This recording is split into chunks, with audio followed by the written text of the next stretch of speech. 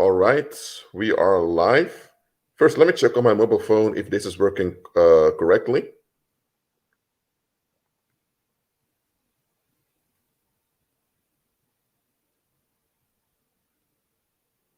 Hold on. So I want to be sure that StreamYard is streaming. Oh, yes. It is streaming. And I think the sound is good, so that's fine. Where did Forever Here go? All right, that means I need to wait a little bit till he comes back. But for those that are here, in this live stream, me and Forever Here, his former name unusually was near here, or his first name is Nairon. We're going to talk about the troubles of awakening. So I don't know where he's gone, so I'm going to send the invite to him again to join the hold on. But if you're here, please wait till near here or Forever Here is back again. I will go at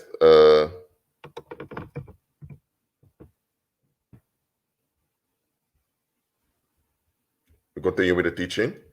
As always, I'll wait 5 minutes before I begin. So the same thing I'm doing right now.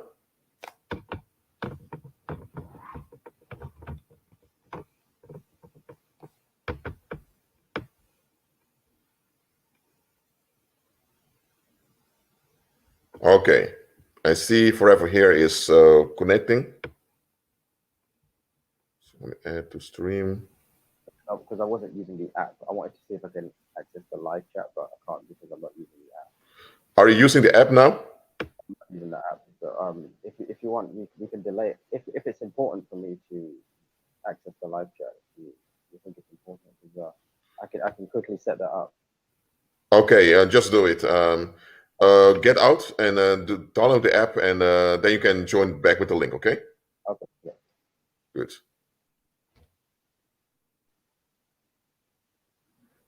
So I did, for those that are here, I did another live today before. By the way, Nairon, you can leave now and come back when you have the app. Okay.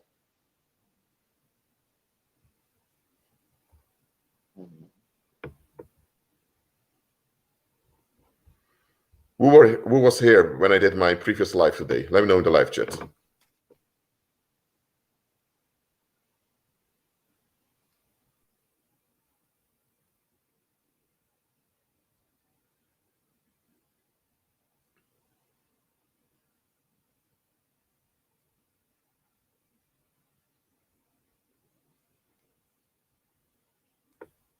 Who was here earlier today? Let me know.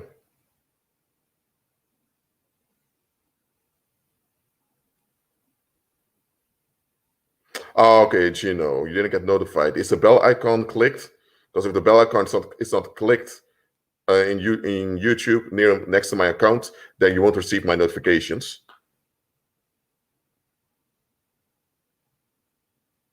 And okay, thanks here for being here, Gino. Very much appreciated.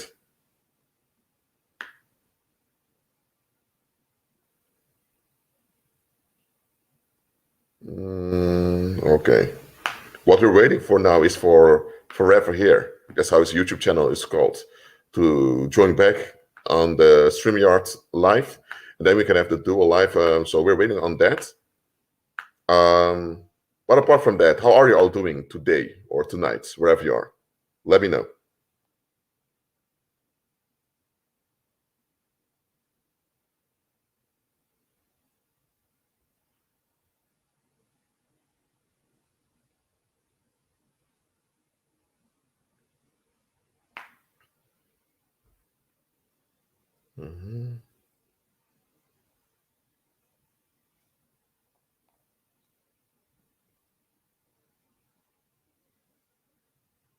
All right.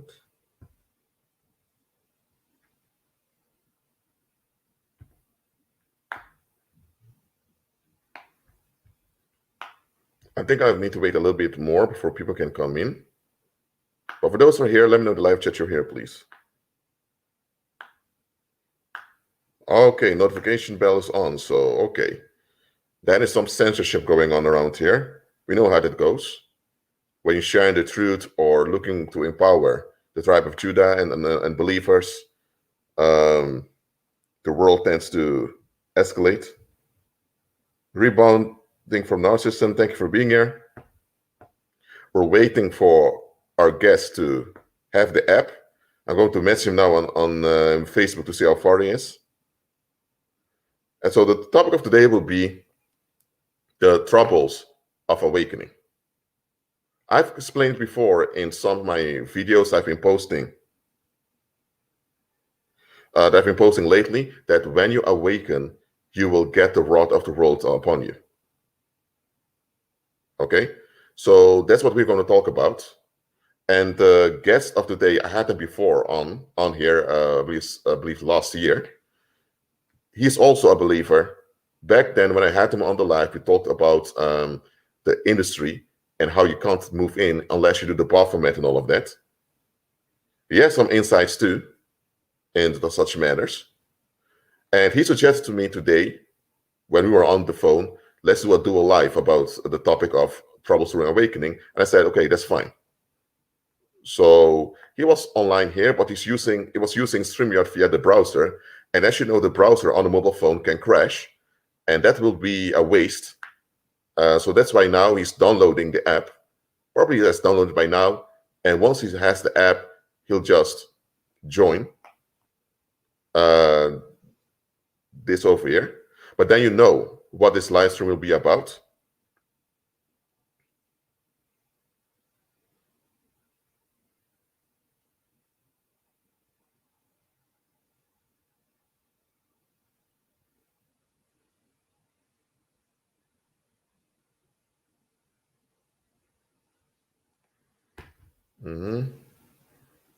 By the way, are you all catch up? Gino did not receive my latest notification. Rebounding from narcissism. Did you watch my latest live streams? Are you up to date?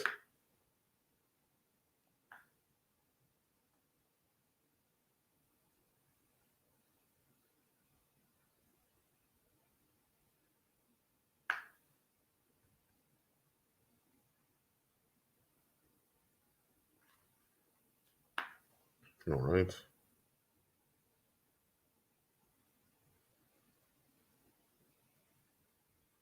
Okay, you are. That's good. Chuba, thank you for being here. You're right in time. We haven't started yet. The guest is now coming back on. Yes, I think he's here. So,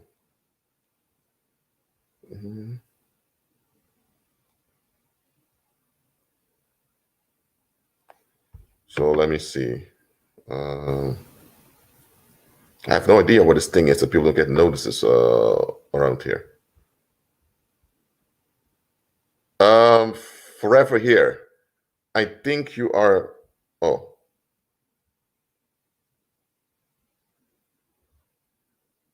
Forever here, your mic is not connected. So please do that. Oh, can you hear me now?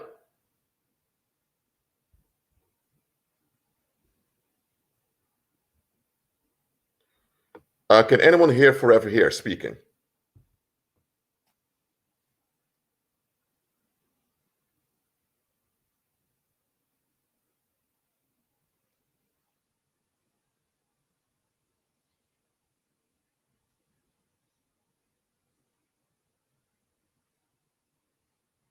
Hold on. Let me go to YouTube link also. Hold on. Let me go to Forever here. Also. Can you say something, please?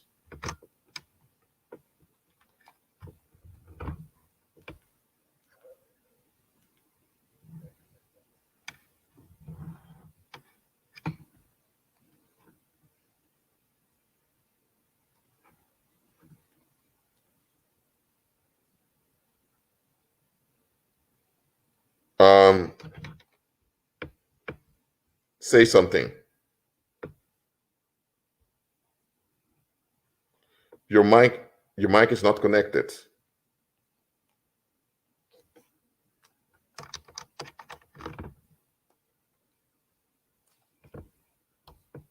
Speak.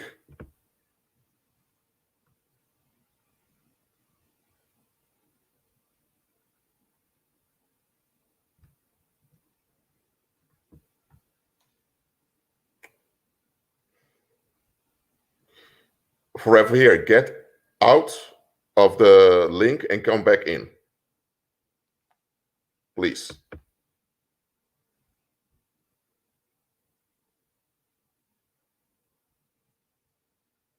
Okay, it's going to come back.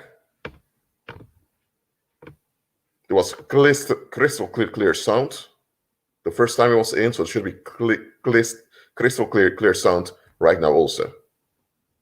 And for those that are here, if you have your Bibles or your Bible app, I'm going to give the Bible verse for now. So, hold on.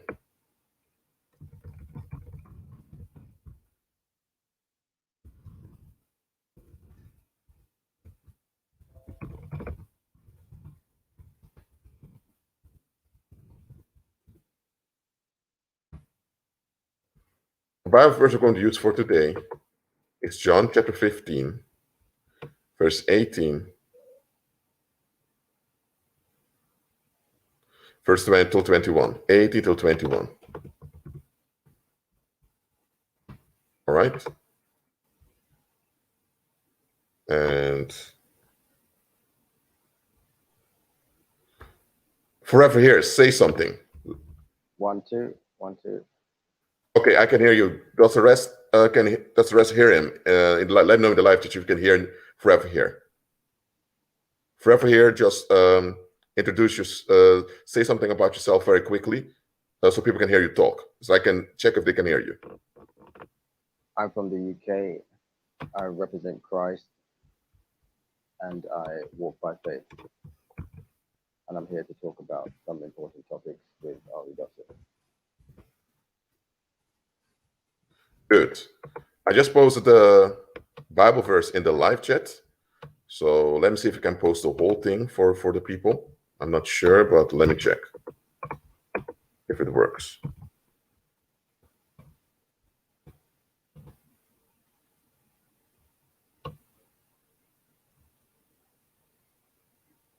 Yes, I posted it, the whole scripture for you.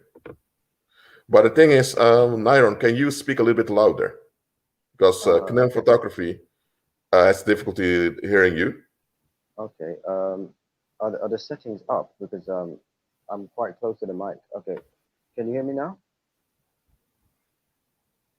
Okay, can you guys hear me clearly now? Are all the audio settings turned up, or have you got volume control?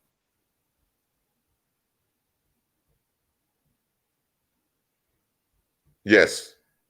Canon Photography can hear you now. That's good.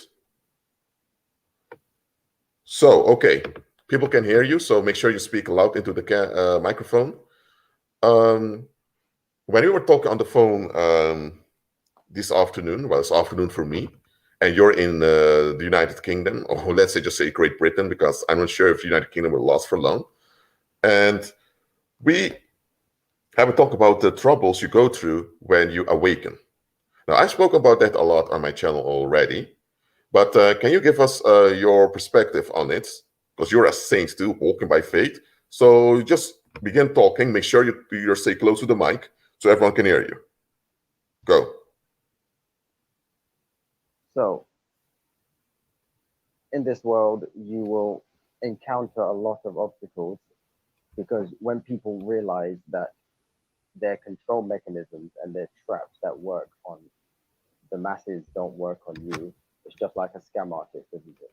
Scam artist would want to go to a place where there's lots of people who've never heard of the word scam artist or the phrase scam artist, and if they have heard of it, they don't want them to know what those scams are. So obviously, the more of those scams you know, and if you know the details and the history and the anthropology and then the spirituality and the psychology behind it, it just gets more and more. You become more of a high profile target. Like, for example, regular violence will be dealt with by low-level police and even the community intervention. So intelligence is actually to go after those who know.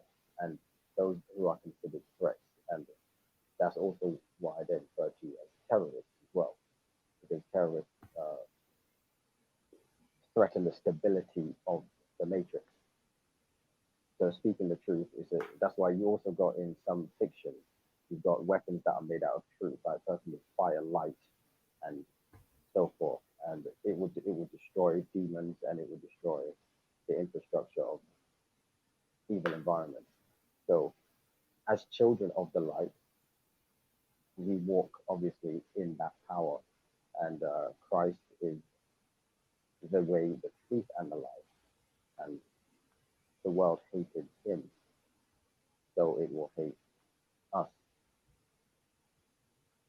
Mm-hmm. That is obvious. Has everyone heard what Forever Here said? Let me know in the live chat, please.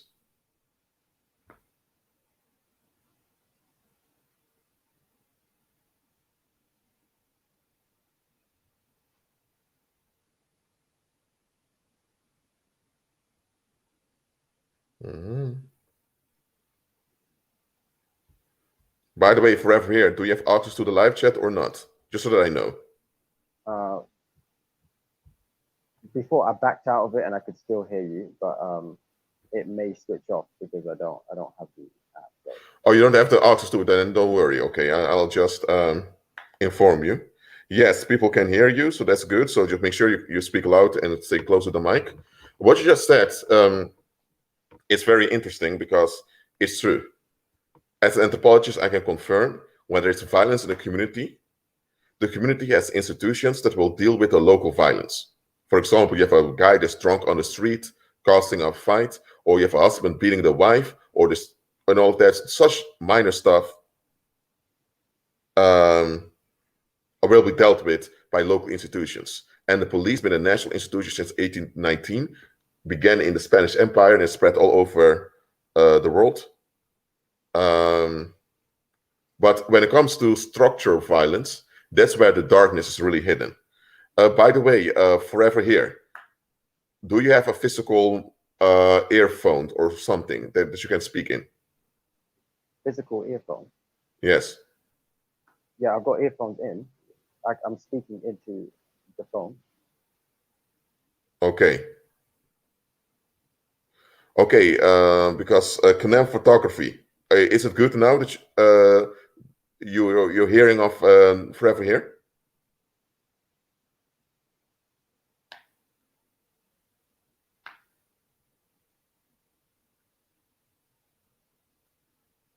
Okay, let me see.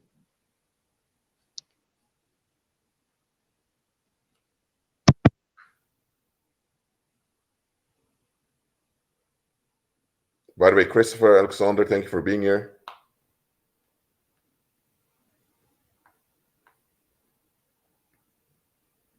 Okay, according to Canam Photography, you sound muffled a little bit. Yeah, because if I speak too close to the mic,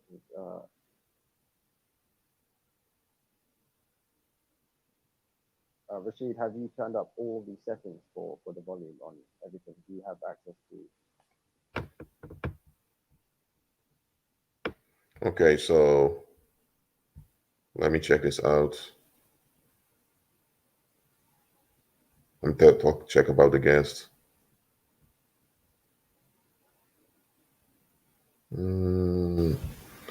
I have no settings that I can change around here about the audio. So just hold, or else just hold the mic close to your mouth of your mobile phone directly. I think that's better. Can you hear me now? I've just changed to wired headset. Is that better? Okay, can everyone say, is this better? Just keep talking for a few seconds, say something so that people can decide. Wired headset, sound test, wired headset, sound test, wired headset, sound test. Wired headset, sound test. What do they think? Okay, one individual said you're clear. Yes, okay. They say it's better. So keep talking like that. Oh, so, okay, I'll continue now. So, okay, when it comes to more structural violence is organized in the community, it's then that you will face much of the mythology. Now, look, The common public has mythology. We know about that. Don't worry, if referee is coming back in. You may have some difficulties with the browser, so I'll just continue with the explanation. When you have structural violence, you have to come with an explanation for the public to put up with it. For example, if a guy would pick up a baseball bat and beat his neighbor, anyone would say, "What's going on here? Why are you beating your neighbor with a baseball bat, I mean."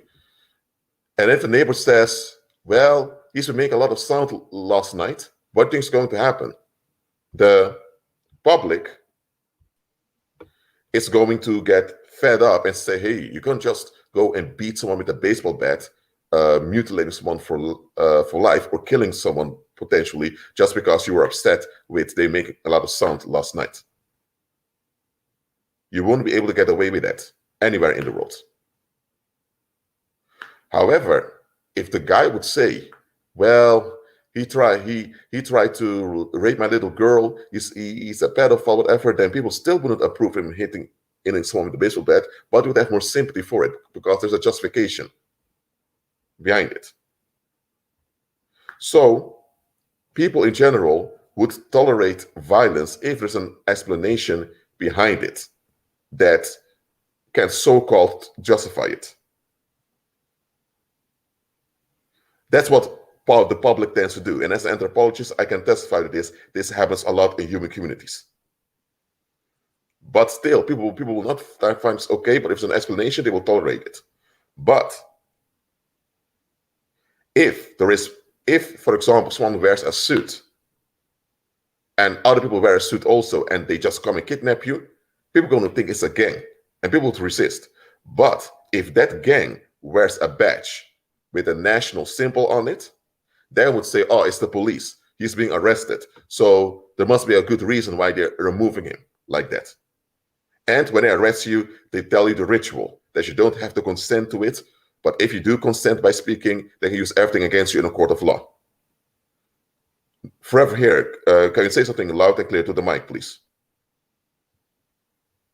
So when it comes to respecting authority and showing a badge, the black magic involved in that is based on fear. So anything that uses fear as a foundation will always be a black magic operation. And basically, when you see things like Harry Potter or Professor X and so forth, and mind control on the higher levels, that's more seen as openly showing you, spiritual and psychic abilities. But there's a lot of things that people think are just physical, but when you think about it, it's 1% of the population controlling 99% of the population. Well, they claim that it's 98% of the population, and the other 1% are criminals, apparently. So clearly, the majority can only be ruled over if they're under a spell.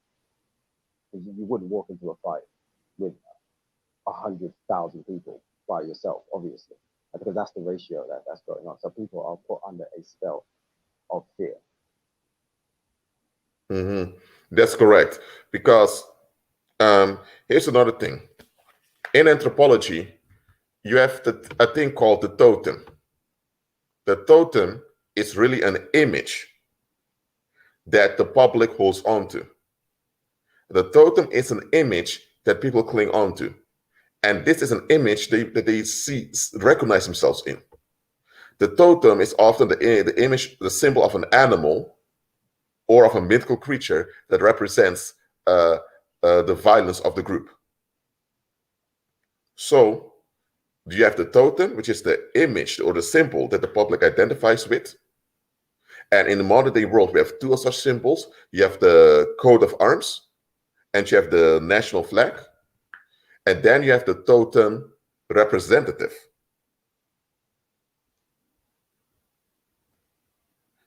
And the totem representative is the public figure that justifies the violence of the group.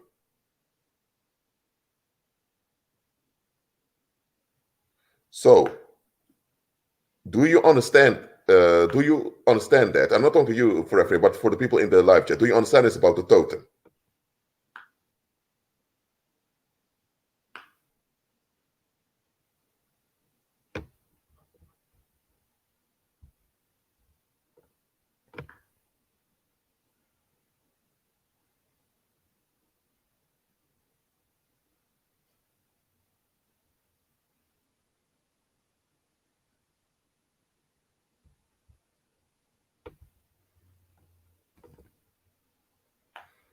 And the thing is, using symbology is not wrong in itself.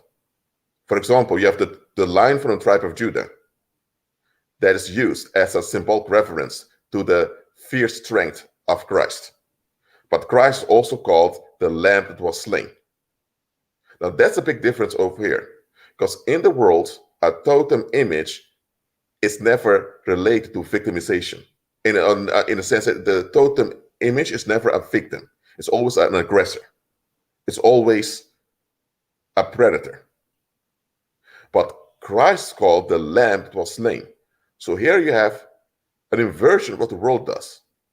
Here you have him calling Christ a victim. And it says that the lamb is on the throne. So Christ as a victim is on the throne. That's very confusing for the world, because the world is used to have totems that represent their violence and justifies their violence. Okay? So, Kev, do you have anything to add with this forever here? At the lower levels of the system, you get more obvious signs and totems, and you'll even get tag names, and that's one of the reasons why slang speaks a lot of truth as well. So you might have enforcers called, Bone Crusher, or the Slayer, and stuff like that, and you might even have tattoos of wolves on them, and you might have sexual language to do with foxes and cats, which is more of a reference to MK Ultra programming and so forth, beta programming. As you go higher up, you get more esoteric signs like the sun symbols and the eight-pointed star, and those things are for the more initiated. So people would see those signs out of context, even if it's not in the police. They'll just say, "Oh, what's that sign doing there?" And then they would know this represents a certain type of Machiavellian violence, and they use certain witch language, a certain spiritual language of deception, which is what legal language is. And as soon as people see that language, they would be afraid, because they would know, yeah, these are wizard types, and these are warlock types, and they keep the masses under control. But they know there's a secret warning, there's violence available, and that type of person is the one that can direct the majority of violence, and they can awaken a zombie army to consume you if you don't do what they want, and that's what actually keeps people in fear. When somebody says you don't know who somebody is, what they're basically saying is you don't know the army that they can control, which is basically violence.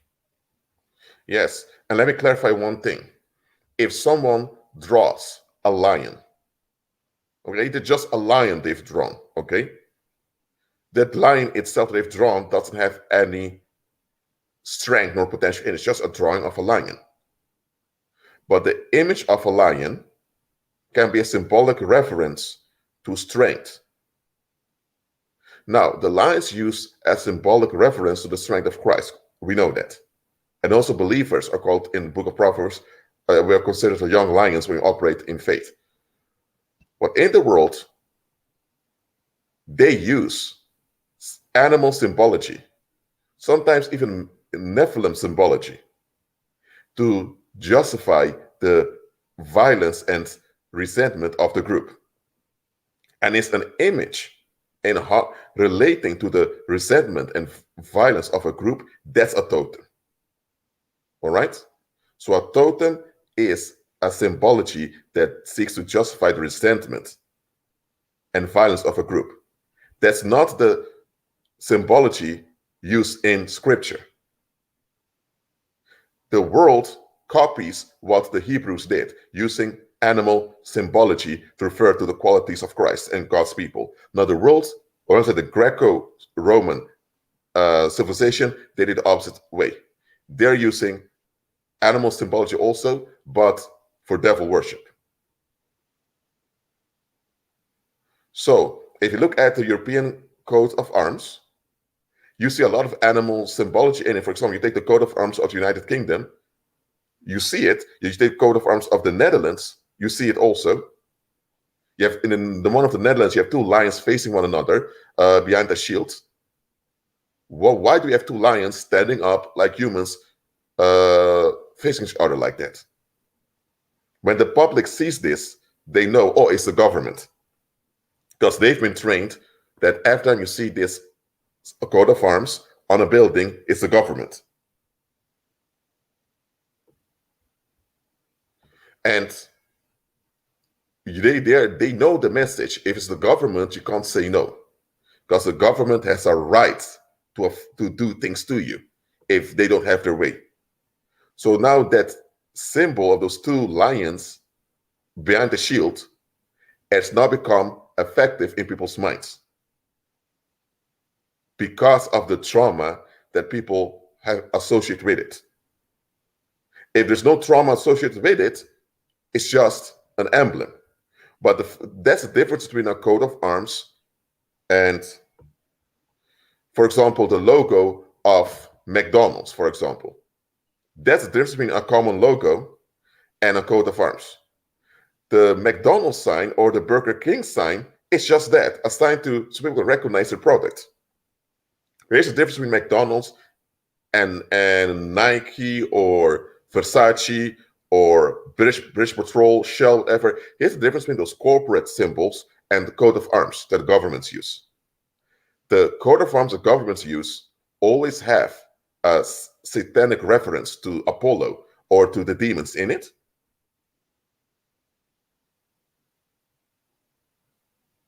And the ones of corporations may have it, but it's more hidden. Because if both would use exactly similar symbology with satanic reference in it, then everyone would see, oh, but then they're part of the same team.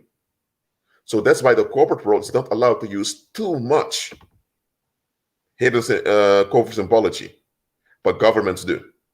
Because you're allowed to say no to a corporation. You can say no to McDonald's. You can say no to British Patrol. You can say no to any corporation out there. But the moment you say no to the government, which operates as an extension of the Vatican, you are in trouble. Even on an emotional level, when you see a police officer carrying a badge, first of all, he carries some symbols referring to Apollo right over there. And you see the flag of the country. When you see him walking around, you see him with a gun, you know he can make a false report about me, get me in prison, and all of that. So you know, okay, I need to treat him differently. But if you see a security guard of some private company, there's no such thing as private. You see the security guard of a company, you don't tend to feel that frightened because that security guard can lie, but he is not allowed to go too far. The police officer is.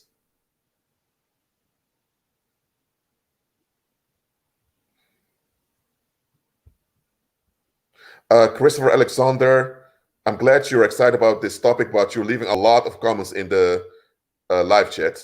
When you leave comments, please let it be related to the topic. Thank you very much. It's true, Justin. Symbols have power, but they only have power because people invest emotionally in them through the community.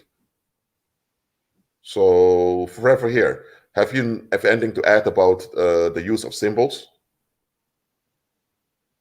You mentioned that the government have a certain power that the corporations don't have. You also have the controlled opposition as well. So when it comes to the police going too far, you've got a lot of these controlled opposition, professional activist groups. But if you check, they also have symbology that refers to Freemasonry and the Vatican. People don't realize it's actually the Vatican policing itself so that the crowd doesn't get out of hand. So, you get things like George Floyd being killed and whatever, and people getting out of hand. People will be responsible for crowd control, and they could actually be taken out by the Vatican bosses if they don't control the crowd. Just like Pilate, killed Christ to keep the crowd happy, and even released Barabbas, because obviously they have to respond to the people, which is what common law is. So even the knowledge that the Vatican is in control of governments, that's also knowledge that once you know, you're already being watched, because the Vatican control the intelligence agencies anyway. Mm-hmm.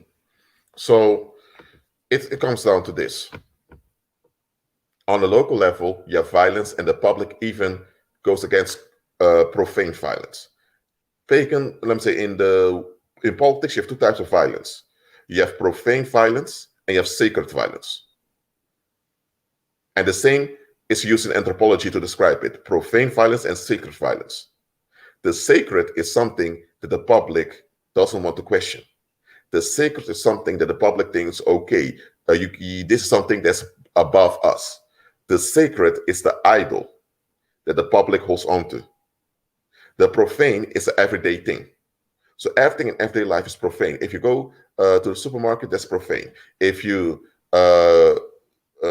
walk to a field with grass, that's profane. Anything that's just common and random is profane. Well, random doesn't exist in nature, but you get what I'm saying. Sacred is something that's elevated above the daily, above our value as humans. So the public generates a false god, and now they threaten each other to maintain the worship of this false god. And it's this false god that governments use to legitimize their violence and their grip on the masses. So it isn't as if the government just comes with soldiers and force people to do what they want. Because listen, if you have 1 million people living in an area, for example, let me give an example of ancient times. In ancient times, you had an area as big as the Iberian Peninsula. The Iberian Peninsula is where you have the countries Spain and Portugal right now. During the Roman Republic era, you had maybe around 4 to 5 million people living in that big plot of land. If you only have 100,000 men with swords and arrows, you cannot secure that all 4 million people within that large mass of land remains listens to you. First of all, those 100,000 men need to be shipped towards that area. They need to be maintained. So if you had 100,000 armed soldiers in ancient times, having a population in the millions to keep them in check, that's too much. You need to have a mental grip on the public somewhere. So that's why in the ancient times, the Romans sponsored urbanization. Because when people live in cities, you can lock them up in cities through city walls. So that's how the Romans subjected the Iberian Peninsula, which they called Hispania, from which you have the name Spain. Or España, if you say in Spanish. So in order for the governments, or you can say the Vatican, which is the Rome that survives the gospel, the moment Rome comes somewhere, they need to take advantage of the idols of the public. For example, if you have a community where they say never talk back to your parents, for some reason, parents are entitled now to harm their own children. No one else is allowed to harm you, but if it's one of your parents, you have to allow them to hit you, spit you, kick you, scream at you, do whatever they want. Now, this is an idol that just because someone has an advantage over you, they're entitled to do things to you. If Rome comes then, Rome can just display some military might, and people will, and at the same time, Rome pretends to take care of the people by providing services. So automatically in the minds of people, they will see the Romans as a type of a parent organization. And because they tolerate their own parents to smack them, even into adulthood, they will now project this onto the Roman government. And now they will easily cooperate with Rome. They will identify with the Roman Empire. That's one way the Romans did it. You need to have a false god that the people are clinging onto before you can actually subject them. And that's why the gospel is seen as a danger. Because once the gospel becomes prosperous in an area, all the false gods are smashed down. And once the false gods are smashed down, the government loses its grip, the military uses its grip, and the corporate world is reliant on the government's grip on the public. So that's why in ancient times, when the Romans realized, hold on a minute, we can't stop the gospel, you know what? Those Christians have already subverted the world in their favor. Now we need their consent to continue. So pretend to be Christian also by reforming the mother temple, and we will call it the mother church. And that's how Roman Catholicism began. It was because the believers were too powerful.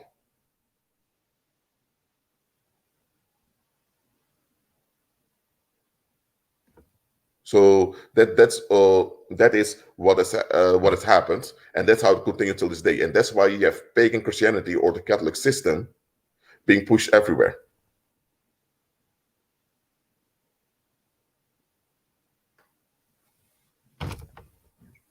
Are you there forever here? Yeah. Just feel free to interrupt or when I'm talking, because if you see that something needs to be addressed or anything like that.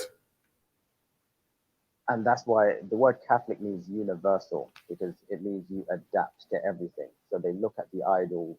If they're in the Celtic regions, they obviously adapt to the Druidism. You know, if they're in the South Americas, they adapt to the Aztec practices, various things. So they're also called the Great Whore in Revelation, and it's also called the Mother Church. So the prostitute mentality of, you know, adapting or giving into anything, and any lifestyle, that they are the founders of that. And Yes. especially, you know, the sex cultures as well, people giving into, as people go higher up into the system, and they give into the sodomite rituals and child abuse and child murder rituals. Again, that's all about giving into things.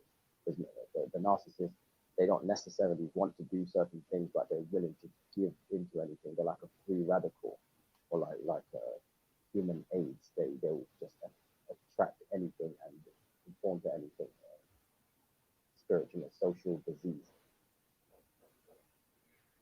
And the thing is, someone asked here, would you say that there needs to be some sort of mental grip on a society to ensure safety or not? First of all, there's a difference between society and community. Society is a narcissistic construct that adults hold on to avoid life. All right? Community is a bunch of human beings actually living together. So there's a big difference between a community and society. A society is a structure that many adults from many communities hold on to.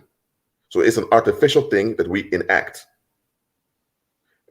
And community is just that, a community. Now, in a community, which is natural, there is already a mental grip on each other, namely the need to be accepted and loved, which the Heavenly Father placed in each human being. That alone should be the motivation for people to comply with each other's safety. But fallen mankind, due to their fallen state, they tend to flee. So instead of facing life together, they tend to flee from the challenges of life. But by fleeing from the challenges of life, they're not able to actually benefit from life. So because the Heavenly Father will not sponsor them fleeing from life, because the Heavenly Father designed them to face life and to enjoy life together as a species, worldlings generate their false idols, their false gods. I mean, every idol is false. They generate their false gods, and now they go to evil spirits to validate those false gods. Yeah, society is what the scripture refers to as the world. Society is a world at a local scale. For example, you have British society, Dutch society, American society. Society is the world locally. Yeah. So society is a cult mentality that yes, people want to conform to. Community is natural gatherings of people. But if you're a natural gathering, then you don't have the resources and the violence. So people want to, and you don't have the glory of associating with society. And that's why, you know, stay close to the mic, man. okay, I am quite close. Let me see. You can hear me? Yes. So Yes, that's how you need to speak throughout the live stream. oh yeah, the headset. Okay.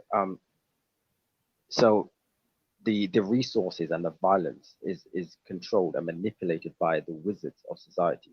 Again, they're in the minority, but it's like sheep herding.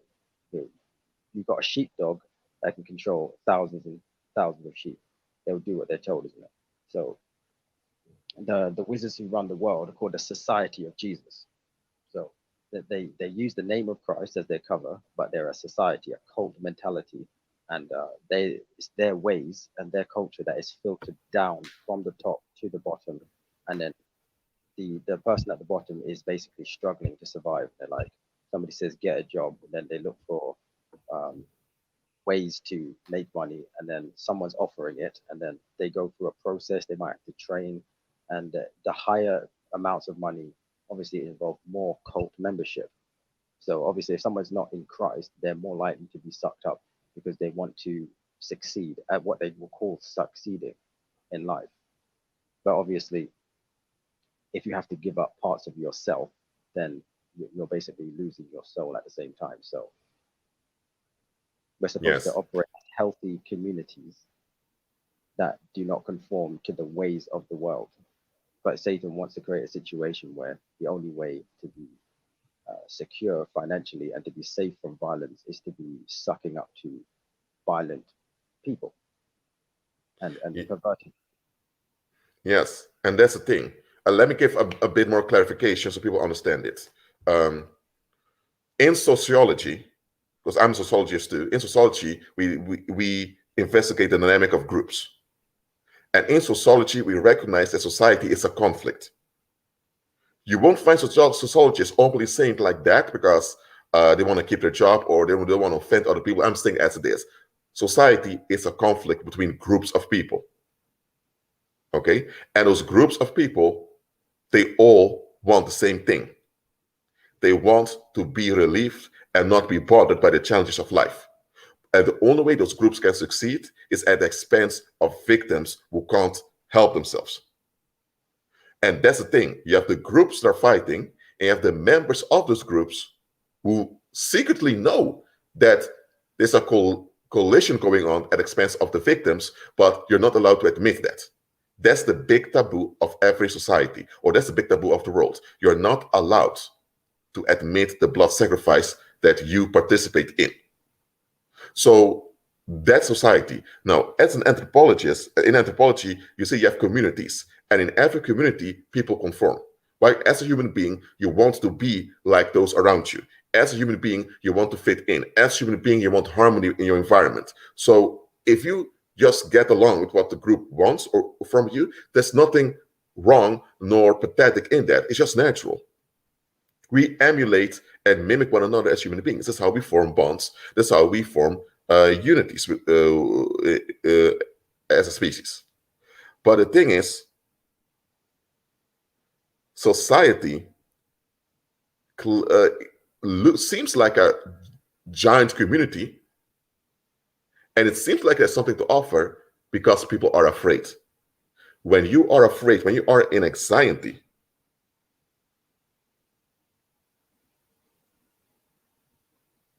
when you are in anxiety, you can't think clearly. Psychologists can explain this much better than I do. But even as anthropologists, we know when people are anxious, they tend to conform just for the sake of survival. And because you have a lot of adults who are terrified of the challenges of life, well, you shouldn't be terrified if you're led by the Heavenly Father. But because they don't serve the Heavenly Father, they're in a fallen state, they will just want to flee. And because of that, any promise of strong stability is perceived by them as a rescue. All right? And that's why society or the world is seen as something real.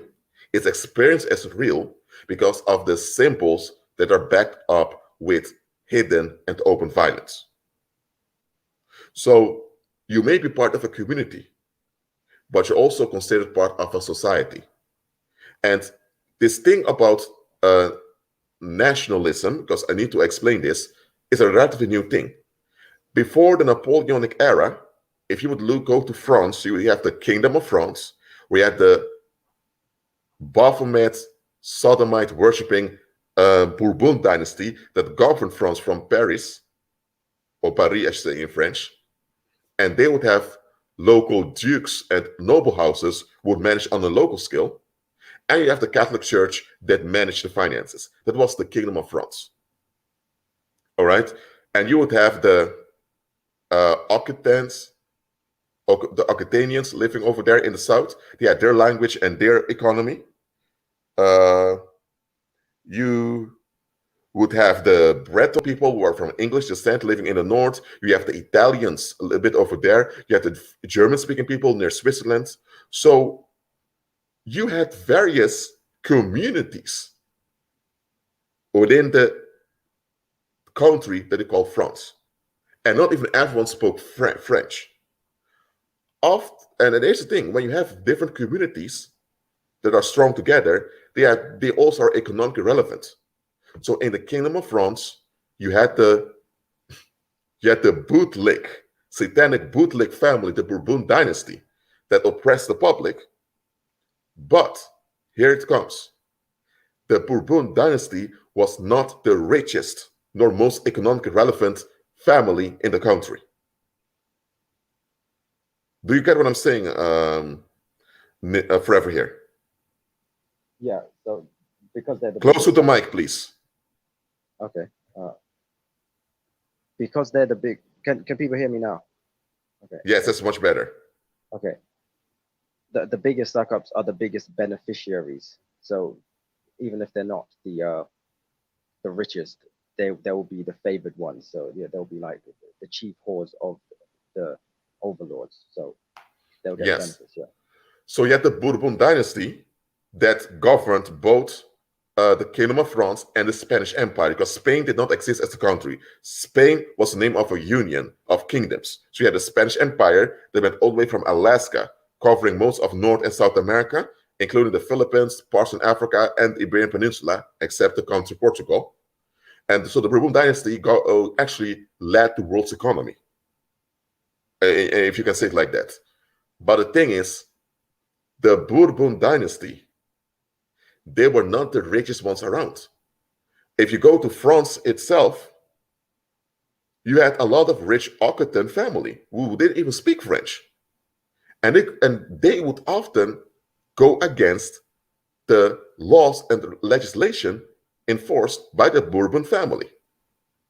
So you had a lot of economically relevant families throughout the communities in the Kingdom of France who actually never even felt the grip of Paris. And this was considered a problem, because when you want to do something collectively, for example, something like enslaving black folks, you need to have the whole public to stand behind you for it to operate smoothly.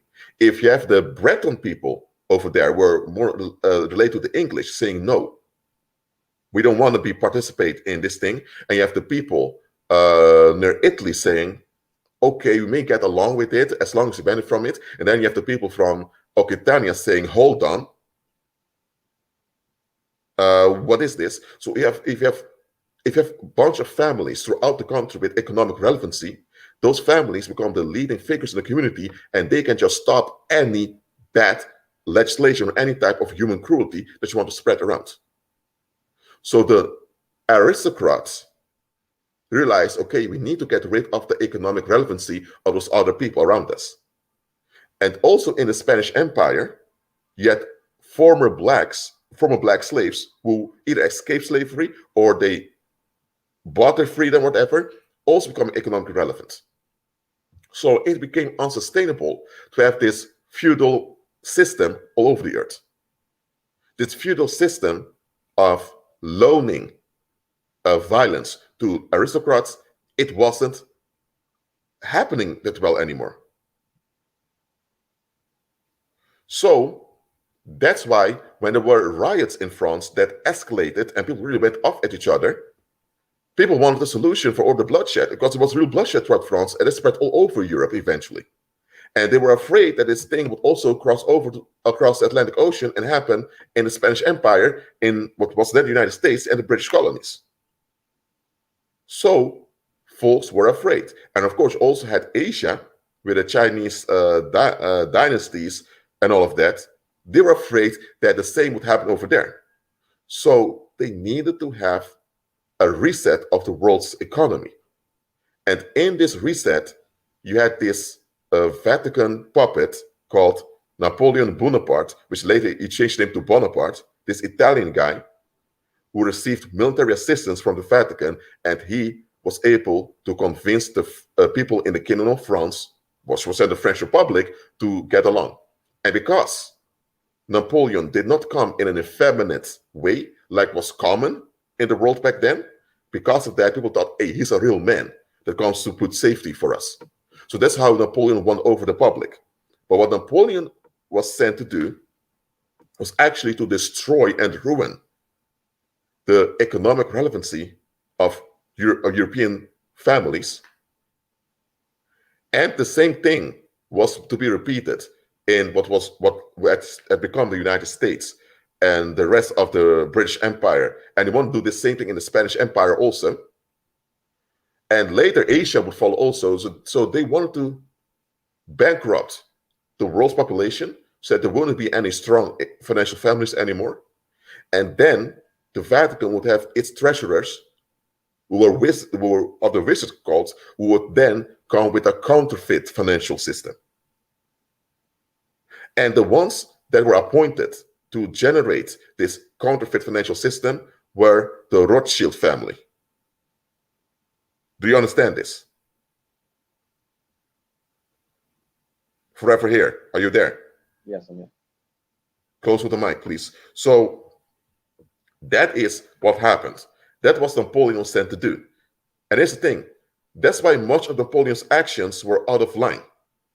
Because Napoleon knew that he was only backed up to destroy the economic relevancy of white folks in general. And with that, the rest of the world will follow. Because there were a lot of white people who were saying, shut down slavery. But Napoleon was saying, no, we need to bring back slavery. Because in Britain, slavery was abolished. Also in France, it was abolished. But Napoleon said, no, we need to bring back slavery. We need to have this racial classification worldwide. So Napoleon was sent to reinforce and save white supremacy. But he knew that there were too many white folks that were saying, no, we don't want to participate in this. We're going to oppose this. So he had to destroy the financial strength of white families throughout Europe to make sure that when they want to continue with slavery, they could do it at ease. But what they were not counting on was that blacks were already organized in the Caribbean, and through the Haitian Revolution, the Vatican's plan through Napoleon failed. Because the whole navy that Napoleon sent was defeated by the blacks from Haiti. And there were even white volunteers that even supported them. So, yet the United States that was established to preserve slavery by the English slave owners who didn't want to get along with British abolition of slavery. And then you had Napoleon that came to validate this, and Napoleon even sold the Louisiana territory to the United States, and there were a lot of free black people. There were a lot of free black people in the Louisiana territory. So, and those free black people came from Haiti, but they were deported to the Louisiana to assist the Spanish economy. But when those blacks arrived, they said, no, no. And that's where the cowboys came from. Those were free black men who were fierce against the Spanish government. And they roamed around looting the Spanish economy around the Mississippi. So this became a big problem to white supremacists. You had those black men on horses going around looting and being free. And they also helped out a lot of blacks in the United States to escape slavery. So the Louisiana Purchase, which was agreed to by Spain, by the Spanish Empire, France, and the United States, was there to secure the continuation of slavery and the suppression of black folks, upon which the world's economy relied on. So that's why Napoleon really helped the United States out by increasing in size. The Louisiana Purchase made the United States became increased in size within just a day. It doubled in size of the country. But here's the thing. They were not able to subject those free black people. They were not. All right? So apart from Napoleon, after Napoleon's was shut down by the Vatican, like 15 years later in 1830, I believe it was Andrew Jackson that came with the legislation to take land away from Native Americans. But here's the thing. A lot of the land of the Native Americans were protected by those free blacks. Because those free blacks from the 1760s, 1770s, that were deported and remained free, their children and grandchildren and their great-grandchildren were still going around on horses, looting and all of that, but they were protecting the land of the Native Americans. You get it? So what they did was begging Europe to deport a lot of Europeans so that Europeans now could possess the land of Native Americans and to shut down those blacks that were roaming around for free. But that's the thing. Many Europeans came, indeed, but some of the Europeans joined those black folks. And those Europeans that joined them even turned on the white folks that were around. And those Europeans that joined the white folks against the Americans were around, they were called the cowboys. They were called the outlaws because they were operating outside of U.S. law.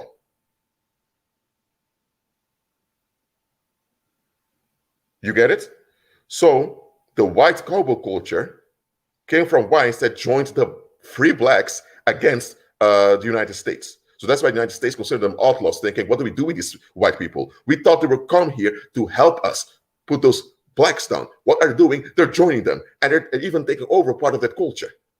And many of those white folks settled in the Republic of Texas, which separated from Mexico. And later, the United States realized, you know what? We need to win over those rebel whites by offering them land. So that's how they began to kill a lot of Native Americans, exterminating them, just to make sure that those rebelling white folks calms down. And that's where the whole culture in the United States came from, defend your property at all costs. But when you go back to Napoleon, Napoleon's mission failed. He failed miserably, due to the Asian Revolution. So then Napoleon continued with, that was in 1806, he continued looting European families, especially German families, because Germans were quite rich. Germany, the country Germany did not exist. You have various German kingdoms and German territories. Okay, so Napoleon looted them all, and Napoleon decided we're going to make Berlin the capital of all German people. That's something Napoleon did. The Germans didn't choose it. Napoleon did that. Why? Because from Berlin, he would drain their money. And the same thing he did with the Polish people. There were French that even pretended like they were about to liberate the Polish, because the Polish people just lost their country, because Poland has been partitioned and divided. Yet the Kingdom of Poland, which became a province of the Russians. So the Polish thought, okay, maybe Napoleon is going to help us get our country back. No, Napoleon only looted them financially and made things worse. So while this was going on, the British attacked Denmark twice, and they destroyed Copenhagen. Because the Danish, even though they were a small people, they had Norway and they were quite wealthy. And they were allies of Britain, but Britain shut them down because Britain didn't trust them anymore because they went too much along with Napoleon. So yet the British wanted to abolish slavery, and the French wanted to maintain it. And that was the big fight that happened in the Napoleon era. You get it? So after the Napoleon era, it was decided that it's through liberalism that the world's economy would continue. And because there were riots all over the Spanish Empire collapsed. So then the British now took advantage of this to continue with this counterfeit financial system. You can jump in anytime forever here. You don't have to just allow me to speak all the time, because you're here also. Yeah, it's okay.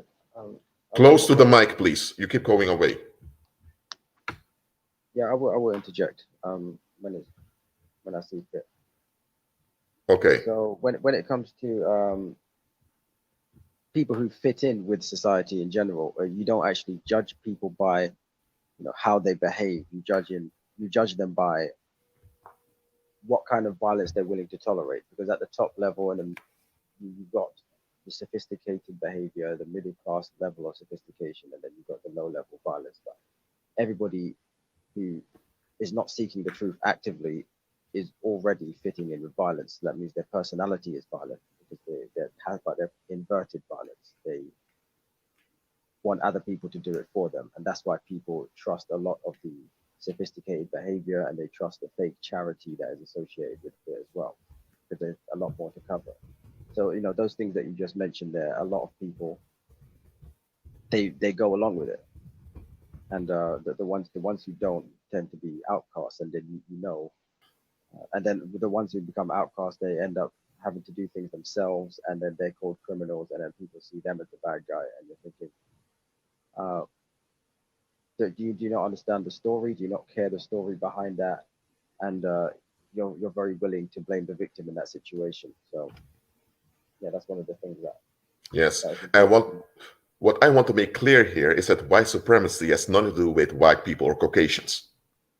Some people say, oh shit, that sounds quite contradicting. No, it's not. White supremacy is a pagan philosophy that originates in the worship of Apollo. It stems from the Greek Empire, which became the Roman Empire, and it has been used by the Vatican to continue Satan's grip on mankind till this day. So white supremacy, it uses white people as its forefront to hide itself. But white supremacy as a structure doesn't even care about white folks.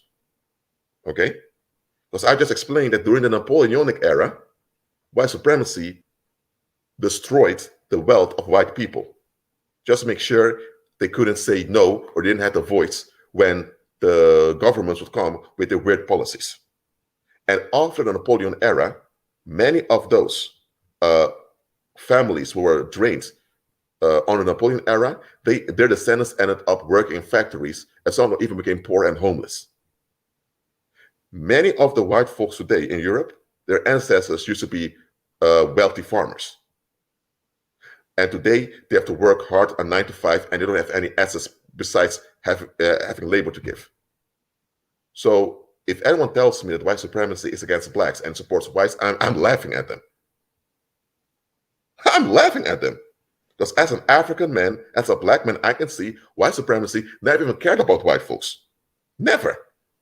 Even in ancient times, when Rome became the center of the world, the Roman public, most of them were of Greek descent, they turned on the Greeks.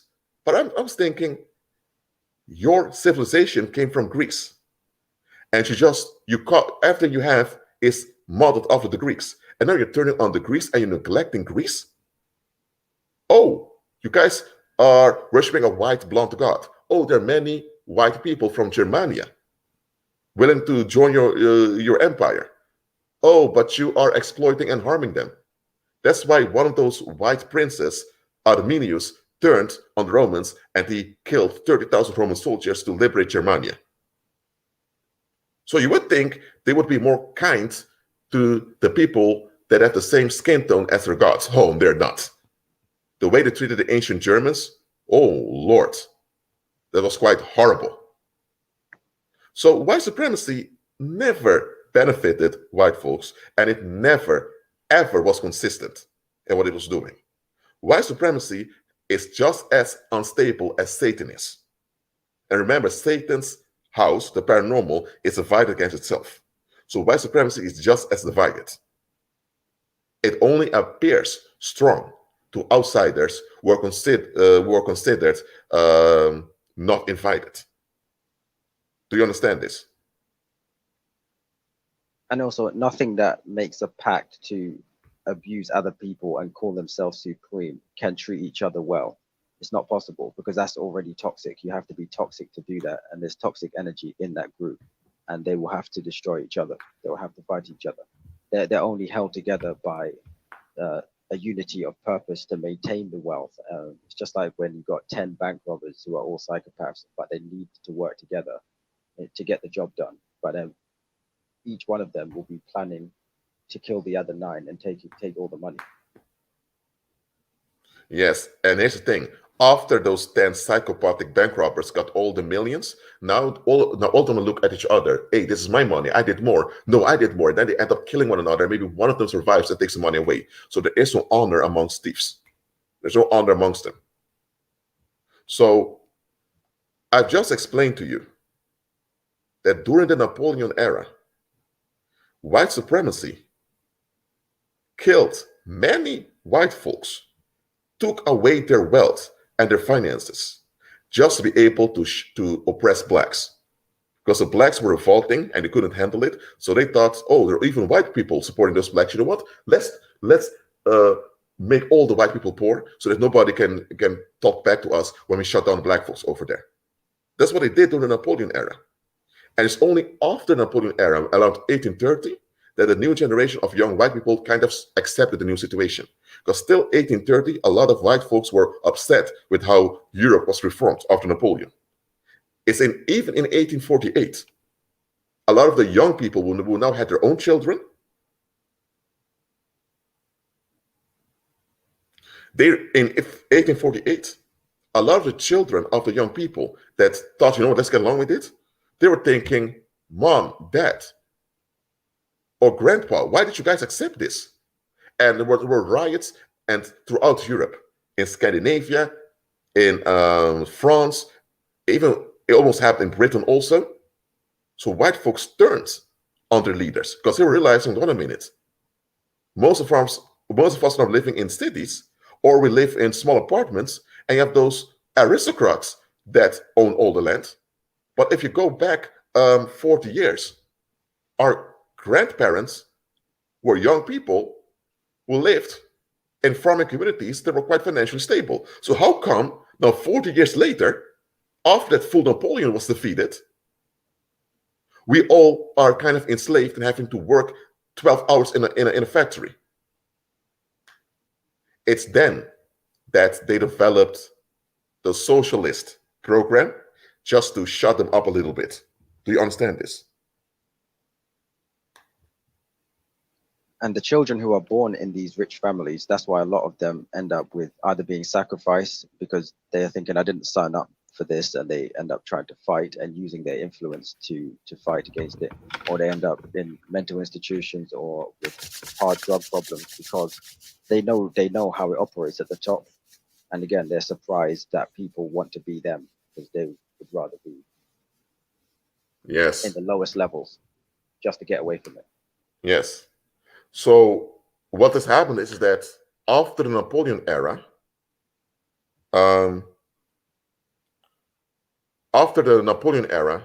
Europe was bankrupted. And it's then that the Rothschild dynasty establishes counterfeit world economy in London. You get it? And it's this counterfeit economy that they pushed all over. Look, the Spanish Empire, which was quite dominant and very stable, was gone because the white supremacists over there destroyed it with civil wars. So now the rest of the world was eager to follow the lead of the British, but they came with a counterfeit economy. And this is what the British did. Okay? The British, they don't want slavery because a lot of the white people there said, cut this thing out. We don't want this anymore. So they couldn't get away with enforcing slavery because many of the British sailors and soldiers would revolt. So they couldn't continue with it. But now the Rothschild dynasty, which now took over British politics, now decided, you know what, we're going to do it in a different way. We go to India, we go to parts of Africa, even South America, which now separated from the Spanish rule and Portuguese rule, and we are going to force them to comply with our corporations. But in order to comply with corporations, they need to pay some fees. So the British corporations would demand a lot of fees, something in the form of land and all of that. And soon, the locals would end up handing over much of their family's wealth to participate in the riches of the British Empire. But here's the thing, those riches never came. So they looted the former Spanish territories. They also looted India, which they subjected, and they looted the parts in Africa where they could get away with it. And the Kingdom of the Netherlands or the Dutch white supremacists were already doing this in Southeast Asia, which were already looted for the biggest part. So they didn't feel part of it, that one. So that's how they continued. And what they did was they gathered all the finances and riches from all those families worldwide. They stored it in basements in Europe. You had some in Amsterdam, some in London, some in Lisbon. They stored it in various places, much of it also in Switzerland. And now they offered paper money in return. And checks and paper money became the norm. And by having checks and paper money, people couldn't check whether the wealth was really there. And that's how they use paper money now to drain South Asia and big parts of Africa that they could. And Latin, Spanish America, they finished it off completely because they were still longing for, they were still waiting on recognition from Spain for being independent. And that's how around 1900, you had this weird dynamic in which the Western colonial powers had the grip everywhere. They managed to do this by the British Empire tricking everyone to hand over their wealth into the British economy, thinking the British economy is going to benefit everyone, but it didn't. Because they were thinking the British abolished slavery. That's what the people were thinking. The British were so good that they abolished slavery. So, of course, they want the best for everyone else. No, they did not. The Rothschild dynasty did not. And in 1870, the German people were united in the German Empire, because the German people already in the late 1860s realized, hold on a minute, the thing the British are doing is kind of draining everyone. Where's our benefit in it? So that's why the German peoples united into the German Empire. But still, there was a lot of contention, because you had the Rothschild dynasty that hoarded all the wealth of the world on behalf of the Vatican, and a lot of British companies that became dominant. So that's why they were forcing everyone to speak English wherever they went. That's why English became the dominant language in the world. And then you had the German people thinking, we're getting annoyed at the British. You had the French also a bit annoyed. So now you had the colonial powers being annoyed with one another. And this led to a ritual, the First World War, in which he hoped to ease down the resentment amongst the public. But the First World War led to unexpected things. It led to German kings profaning their thrones, to a lot of stuff. So eventually, they thought, oh, there's going to be a second ritual. And by now, you had the Nazi Party, which kind of promised to restore Western imperialism in a better way. They thought it's going to be a short ritual over a few years, then the public said, easy, we can continue. But the second ritual, the Second World War, got out of hand, way out of hand. And white supremacy's error was displayed worldwide. So to cover it up quickly, they shifted the essence of the British Empire to the United States, and they continued to the United States. So the United States became the white supremacist stronghold to continue white supremacy on the earth.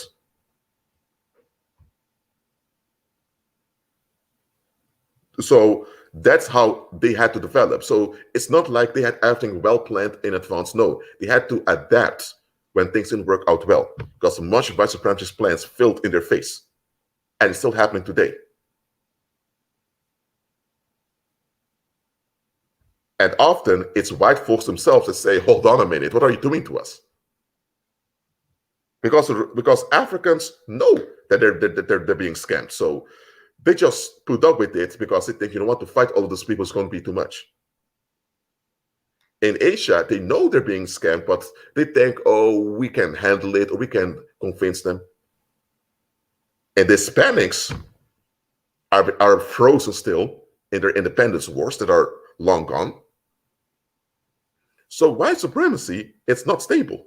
Just like the paranormal is not stable. It's only in the perception that they're stable, and that's why it invests so much to deform the perception of the public. That's why they use the term race or racial and all of that. Instead of using the word ethnicity, which is natural. Sorry for talking for so long forever here, but I had to give this historical explanation for those who haven't heard it before. I've spoken about it before in live streams, but for those that haven't heard it before, I had to repeat this so they understand how this all develops. And just like Gino is saying here, there's still rivalry between the English-speaking people and the French-speaking people of Quebec. Continue. Forever here. Close to the camera, please. You sound a bit far off again. Yeah, maybe we can do a bit of questions from the subscribers, from the viewers as well. Okay, we can do that, of course. You don't see the live chat, so I'll just repeat the questions to you. by speaking them. I select some of the questions. So for those that are watching, this is your time to ask questions. We have time. We're going to answer them for you. But first, before you ask your questions, do you understand the things we've explained till now? Let us know in the live chat, and then ask your questions. Thank you very much.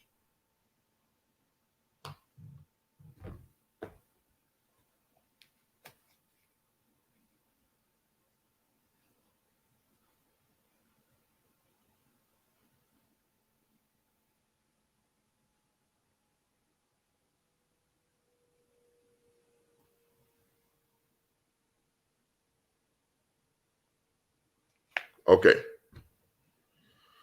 So feel free to ask your questions, but I need to explain. I'm going to explain one more thing while you ask your questions. So then I'll read your questions for you. Much of the rise in neo-Nazism and the extreme right wing ism right now amongst Caucasians, or you could say Europeans. I prefer to use the word European instead of white folks because it's more appropriate. But okay, what you see now, this right wing revival amongst Europeans, a lot of people say it's based on hatred towards blacks or minorities. No, it has nothing to do with that. It's the fact that Europeans have been scammed out of their financial prosperity by their own satanic white pagan leaders. And it's now after 200 years of being looted and impoverished that they realize, hold on a minute, what's going on here? What's going on? And now racism is offered to them as a way to gain back their identity and their stability. So now the white supremacists are offering false solutions, saying, "Oh, it's because of those migrants, because those Africans and Arabs come here and take your jobs. That's why you have so much difficulties." No, they have difficulties because their ancestors 200 years ago were looted out of their prosperity. But this is the thing that they're not aware of. And before the looting that happened in the Napoleonic era, white families were targeted by Barbary pirates from Northern Africa who would kidnap white teenage girls on a regular basis. They were doing this for centuries, and many of the white governments got along with it because they were in on it. It was the United States that eventually realized, hold on a minute, why are those Islamic pirates coming all the way across the Atlantic Ocean to kidnap white girls? We need to stop this. And Sweden joined the United States, and they fought the Barbary Wars. It's then that the United States Navy was established to fight against the Barbary pirates that were kidnapping white girls all the way from North America. And Britain allowed this to happen. Napoleon did not address it. None of them have even dealt with it. It was in 1830 when it became too embarrassing that they shut down the Barbary pirates. France did.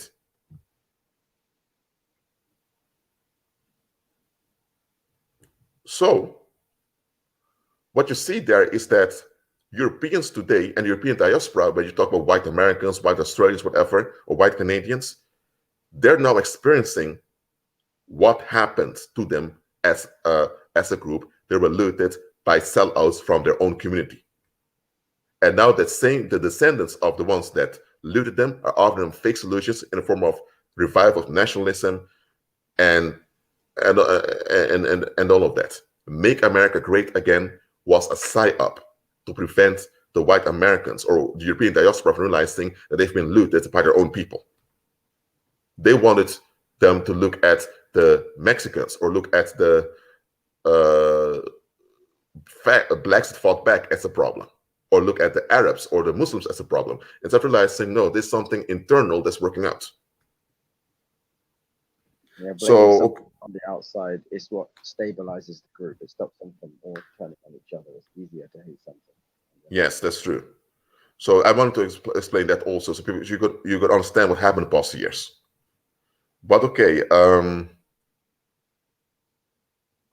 but anyway, are there any questions? Because we're here for you.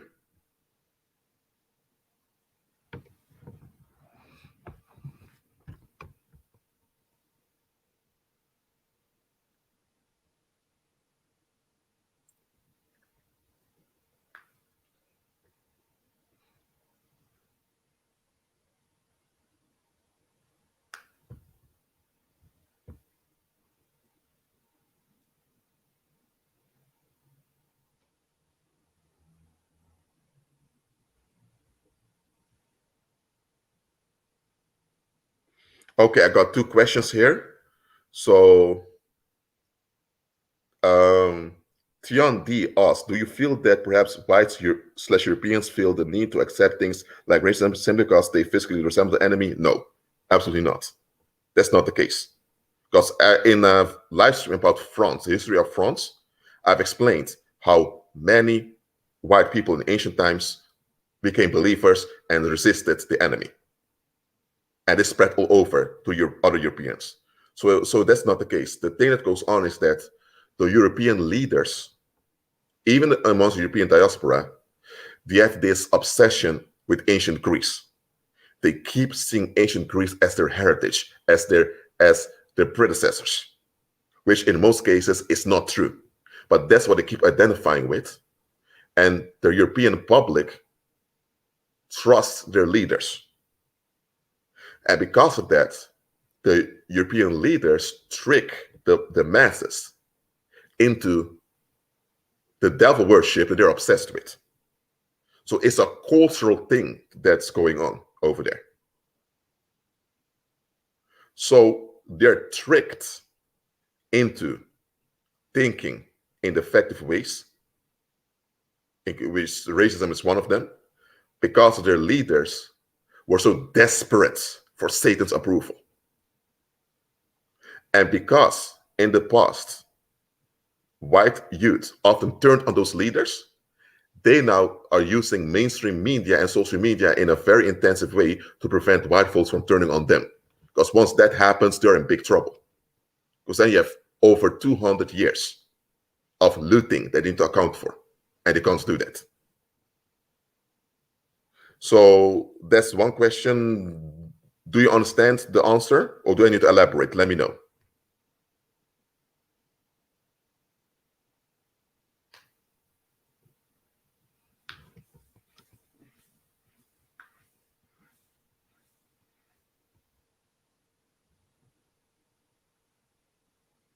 I'll add to the answer as well. You also have you can also interject to it. Yeah, you have the exoteric racism and the esoteric racism. So remember, those at the lower levels, they're just operating from the slave psychology racism, which is feeling better than somebody else so that they can be motivated to be slaves. Because if they don't look down on someone, then they'll stop working and they'll stop fighting and for their slave masters. The esoteric racism is looking like Apollo and Satan and ancient Greece, and that's all tied in with the rituals, the pederasty, the man and boy sex, and all kinds of strange things. So it's a religion at the top level. At the lower level, it's just mob psychology, so that people don't turn on each other and don't turn on their bosses, and they feel good about being slaves. That's the important part. They have to feel good about being slaves. Yes. So good for elaborating on this. It's simply racism at the top, white supremacy is adherence to Apollo, Satan's Nephilim son, and the Greek gods. That's what it is.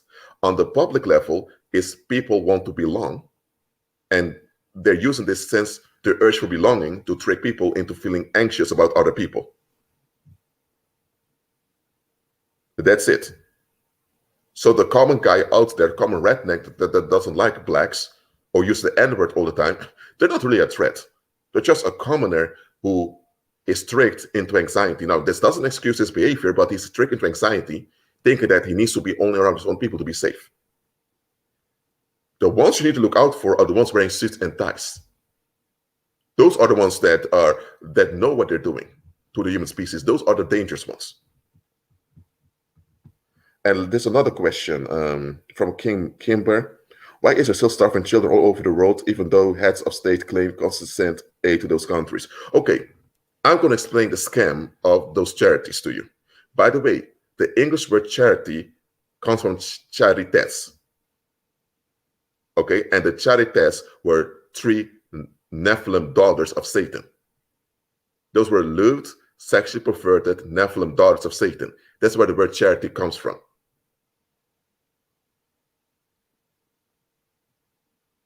All right? So, a charity organization, in charity, it goes like this. You have Baphomet worshippers who are participating in the counterfeit economy. Because since 1815, there's been a counterfeit economy to the British Empire. I already explained it. So the Baphomet worshippers get along in this counterfeit economy. But in exchange, they need to cover up their crimes. So they would send money to those organizations who are also run by Baphomet worshippers. And then through projects, that same money, that same cash would come back to the same Baphomet worshipping families. And they would do one or two small projects locally to appear as if they're helping against poverty, but really they're pushing it. For example, in 2010, there was this big earthquake in Haiti, which was likely paranormally orchestrated, because I didn't have a feeling it was a natural disaster. It was more a paranormal thing that worked out physically. And there was a lot of damage that happened. And I believe from Europe alone, there was like 300 million euros that was gathered in donations to help the Haitians. What happened to all that money? People forgot all about the disaster, and people were distracted by many other things. And almost nobody asked what happened to all that money for Haiti. Because even Haitians were saying, none of that money came here. Nothing was done. It is because there's another thing. You have the Baphomet worshipping families that send the money, but they also drain the masses with emotions. They will say, oh, look at those poor black people who can't help themselves in Haiti. Please send money. They need your help. You guys are more advanced. You guys are civilized. The civilized people should help the less civilized. So they're using racism there to look down on Haitians. And a lot of people say, okay, let's send money. And there are a lot of people who, with good intentions, who really want to help, and they think, okay, I can't go to Haiti myself, so let me at least send money to an organization. So those people mean well. There's no guilt on their part. There's nothing wrong on their part. But the ones taking the money has scammed them, because they're using that money to circle back to the Baphomet worshipping families. So that is a scam of charities worldwide. They fake as if they're doing something just to keep the mass at ease. And often they're using African poverty on the front line.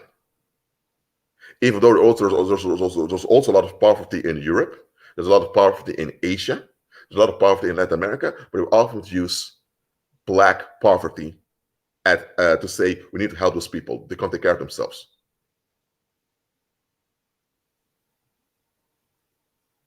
Why? Because that's to enforce the image as if black folks cannot help themselves, even though there are a lot of wealthy and stable places in Africa. They use a few places in Africa on the whole continent, because Africa is a continent, not a continent, it's a whole big continent. They use a few places on the continent where there's poverty, and they highlight as if all Africans, all black people worldwide are like that. And then you have those charity organizations that help perpetrating this negative image, this negative stereotype of black people. And so white supremacy perpetrates itself. Do you understand it? And by the way, forever here, you can interject anytime. Just do it. Yeah, could you also talk in more detail about the personalities of the charity Nephilim sisters? Oh, do we have to do that? I mean, forever here? Oh, you know what? He will come back.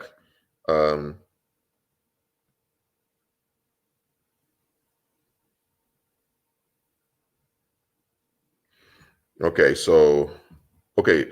He asked me to talk about the personality of the Nephilim sisters, that were the Charites. I don't know if that's relevant, but okay, I'll do it. The Charites sisters were lewd. They often went around. Okay, forever is back, so let me. Sorry, I get. I'm talking about the Charites sisters right now. Okay. Yeah. The Charites sisters were Nephilim, so you know they were not humans, and they often went to parties and public gatherings. They would do seductive dances. They would even touch one another, kiss one another in a lesbian way, and all of that. And they would make sexual dances to enchant the masses. So you would see 3 attractive white females. They're not humans, but they appear that way, and they would be dancing and enchanting the public with their sexual lewdness. And this was a spell they would put on them, a sex spell. This was how they did pornography back then. And this was done at weddings, at public gatherings, at political meetings. So they would use this entertainment of those lewd incest sisters to distract the masses. And that's what charity organizations are kind of doing. Instead of doing sexual weird dances, they are using fake natural love for the people in need, to put a spell on the people and seeing that they're actually part of the problem.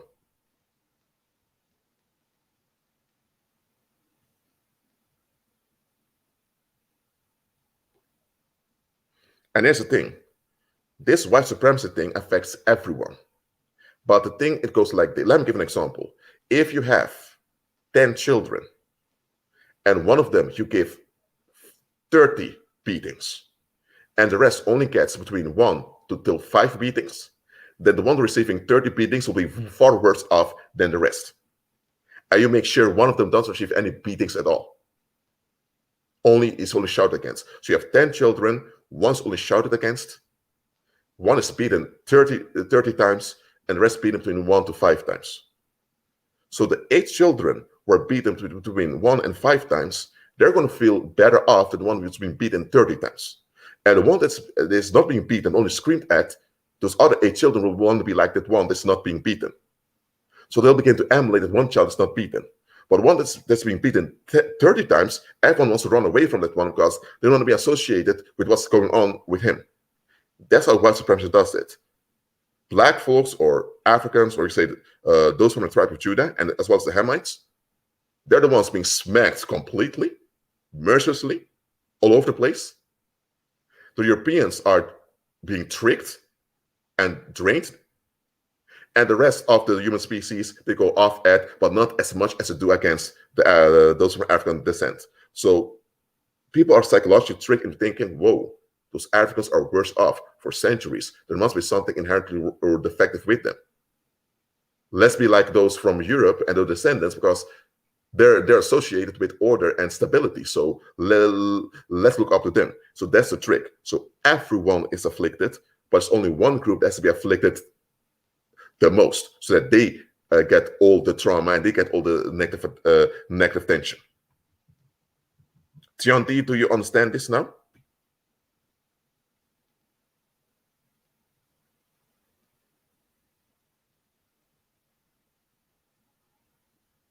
And forever here, you're still there, right? Yes, I'm here, yes. Okay, close to the camera, close to the microphone, that's good. By the way, you can still ask your questions, we're here for you.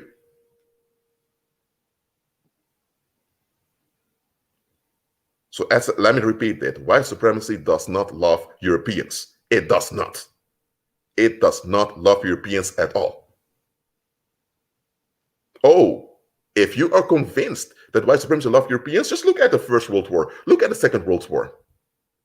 Just look at that. Oh, look at the 19th century, what they were doing back then. Draining their own people. Let me tell you how much love they experienced. They did not. Oh, look at the Soviet Union, what they did over there. Oh my God. No, they don't love anyone, because Satan doesn't love anyone. So how can you work? How can you act Satan's misery and you love your people? Doesn't happen.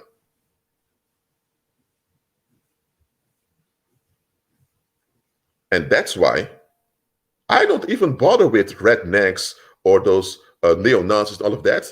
They're not a threat. The one I'm on are those coons from all those other ethnicities who keep perpetrating this scam of white supremacy, including the leaders of so-called leaders of this Black Lives Matter movement. Some of them purchase $1 million homes in areas where likely white supremacy is persisting. I already knew from the start that Black Lives Matter was a weird movement, likely compromised, likely not a genuine thing. In the beginning, I gave the benefit of the doubt, but over time I realized, no, this is not really something that Black folks came up with themselves. And look at this. Why are those leading figures of Black Lives Matter purchasing $1 million homes instead of investing it for the improvement of the black lives they claim to want to protect. Oh, and yet white supremacists sponsoring it financially. Oh, that show you already that it was a counterfeit movement. So just because something has a black face doesn't mean as a black man going to sponsor it. No, I'm checking the context. Who are you? Are you in line with Christ or not? If you're not in line with Christ, get out of here.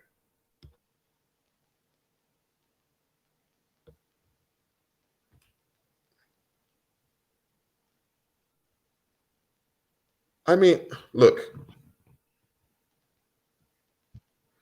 about those $1 million homes, I'm going to reveal something to you. I've received retaliation in the past for revealing this fact, but I'm going to say it anyway because I've overcome retaliation.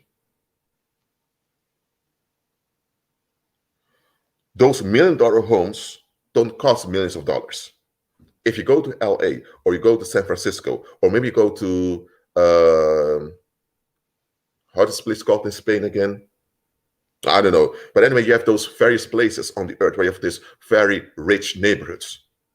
And you see on the real estate websites that you have to pay 2 or 3 million euros to purchase that house. Let me break it down to you. Those homes don't cost that much. Probably it took like 40,000 euros to build that house. And if you want to sell it, you can sell it for 60,000 euros. You make 20,000 euros in profit. Yes, Andalusia, yes. So those homes don't, let me say, maybe the whole neighborhood, 40 houses together cost around 3 million euros to build. But one of those single houses doesn't cost those millions. Those numbers are symbolic because most people don't have that amount of money to purchase a home. So this is how it works. If you took the Baphomet oath and you're part of Satan's sodomite pedophilic gang, if you do enough work in misleading the masses, they will award you with one of those luxurious residences.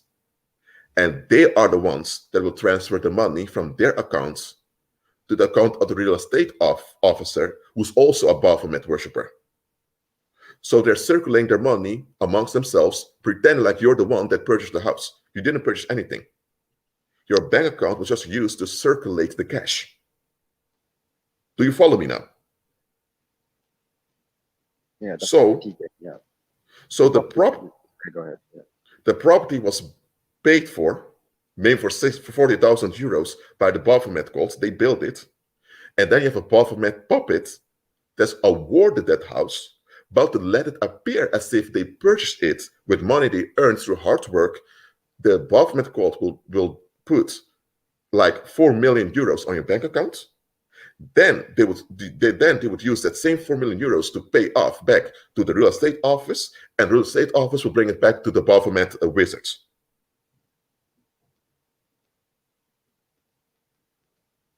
So when you hear people purchasing $1 million homes, they never owned those millions of dollars to begin with.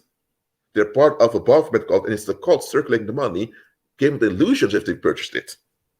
The same with those Black Lives Matter leaders who purchased those $1 million homes, they didn't purchase it. They're awarded to live there because they deceive a lot of black folks with this Black Lives Matter movement. That's how it goes when you worship the Baphomet. You are awarded according to how many people you deceived. The more people you deceive, the bigger the mansion, the more gadgets you'll get. And that's why you have those black preachers. Oh, yeah, hey, I love all human communities. I love all human ethnicities. White, black, Caucasian, Arab. I love all human ethnicities. And when I speak of my own ethnicity, black folks, I'm going on them. I don't excuse black reprobates. If you're a black reprobate, I'm on your behind. Those black preachers who have their private jets and their mansions, listen, first of all, they don't own those things. Those things are owned by the Baphomet Corporation. All right? So they can only use them as a reward for deceiving the black community in donating money to tithes and offerings.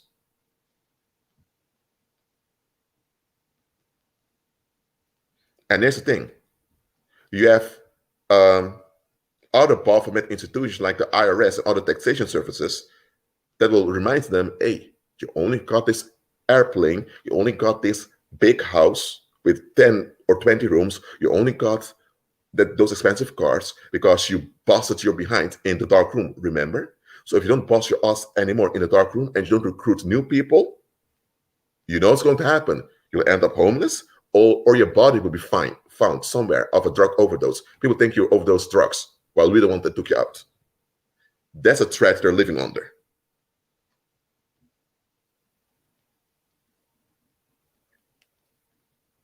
Of Beyonce is part of the deception, or else she would have not been tolerated that long.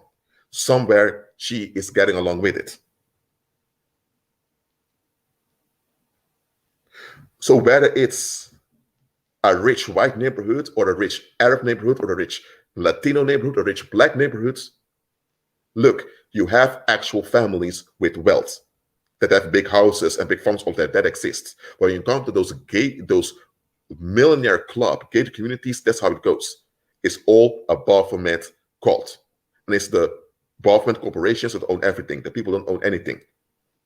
If you live in one of those gated communities where only so-called millionaires live and you don't participate in the Baphomet rituals, they can kick you out and someone else will come in and live. That's how easy it goes.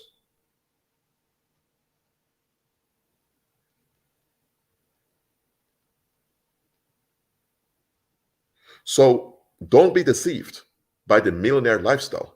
You have some families who have millions, though to them all being economically relevant. But those families are watching out because they are the target. They're targeted all the time. And they're drained all the time by the taxation services worldwide.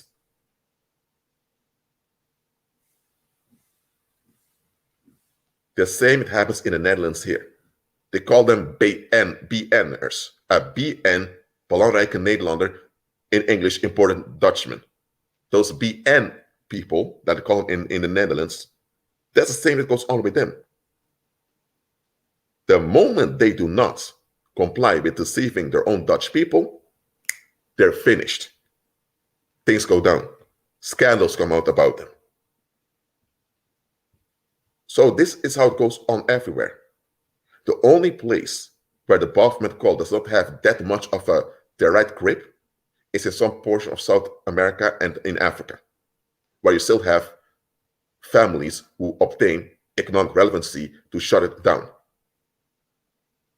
But when you go to North America, to Europe, and to East Asia, if you even begin to make a lot of money and you begin to get some economic power, you get them breathing in your neck already. You begin to gang stalk and all of that.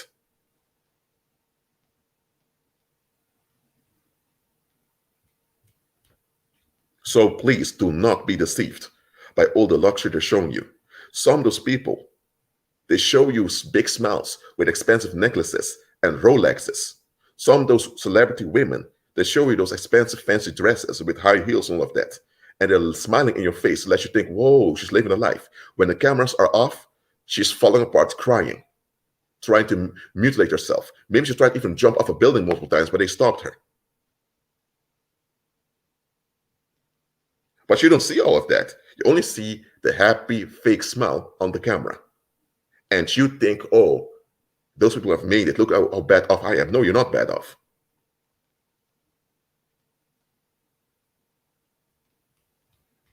And here's the big part. If you're born in a family that does the Baphomet, oh, you're in trouble. Because look, if you're born in a regular family where people have jobs or where people just have to do their thing to get around, you have some natural autonomy.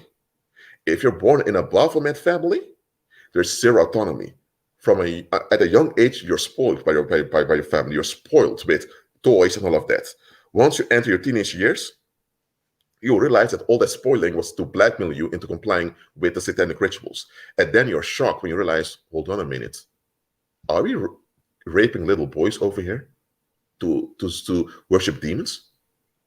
And aren't those demons kicked out of heaven? So why are we worshiping demons? Why are we worshiping entities kicked out of heaven instead of worshiping the Heavenly Father? And why are we pretending to be Christians even though we're worshiping Satan? Well, so then the children realize, oh dear, what is this I'm in? That's why many of those children who come from those families that do the Baphomet, they end up running away from home. Some of them even end up addicted to drugs and all of that just to cope with stuff. And here's the weird part: a lot of them want to join black ghettos. They want to hang around in the hood. And those black folks are thinking, why do you want to hang around in the hood? You come from a very wealthy, respected family. What is this? Here's the fact. We perceive them as well as honorable, wealthy families. Those children from those families know better. And they know that if they open their mouths, they can be gone at any time. So some of them just silently get along in the background, and when they're forced to appear before the camera, they smile for you, let you think everything is fine, but you can see even if their smile is forced. Behind the scenes, you have to witness little teenage boys being popped in their behinds and all of that. They have to witness human sacrifice and all of that. And because there are also police officers and judges involved in this Baphomet cult, nothing gets out. So they know the full horror of what the world really is. It's a public out there who believes the illusion. That's why when you are a believer and you're going through trials and tribulations, many of those rich kids, they begin to follow you. They begin to praise you and support you. Why? Because you're real. They are not. Their families are not. But the masses want to have idols to worship. That's why the masses fall for the scam. And the masses, they want the scam. They don't want to face the real truth of what goes on. They will call you a conspiracy theorist, or they begin to just flamely attack you because they want the illusion that's presented to them. So they're in on the Baphomet that goes on also. And the Baphomet is really the fallen angel Ganymedes, who is the butt buddy of Satan. He was the image, the model of pedophilic relationships in ancient Greece. So now you know what so-called million dollar clubs are into. Forever here. Remember, you can interject. So yeah, that's also why it's called the Billionaires Boys Club. There's also another phrase there as well.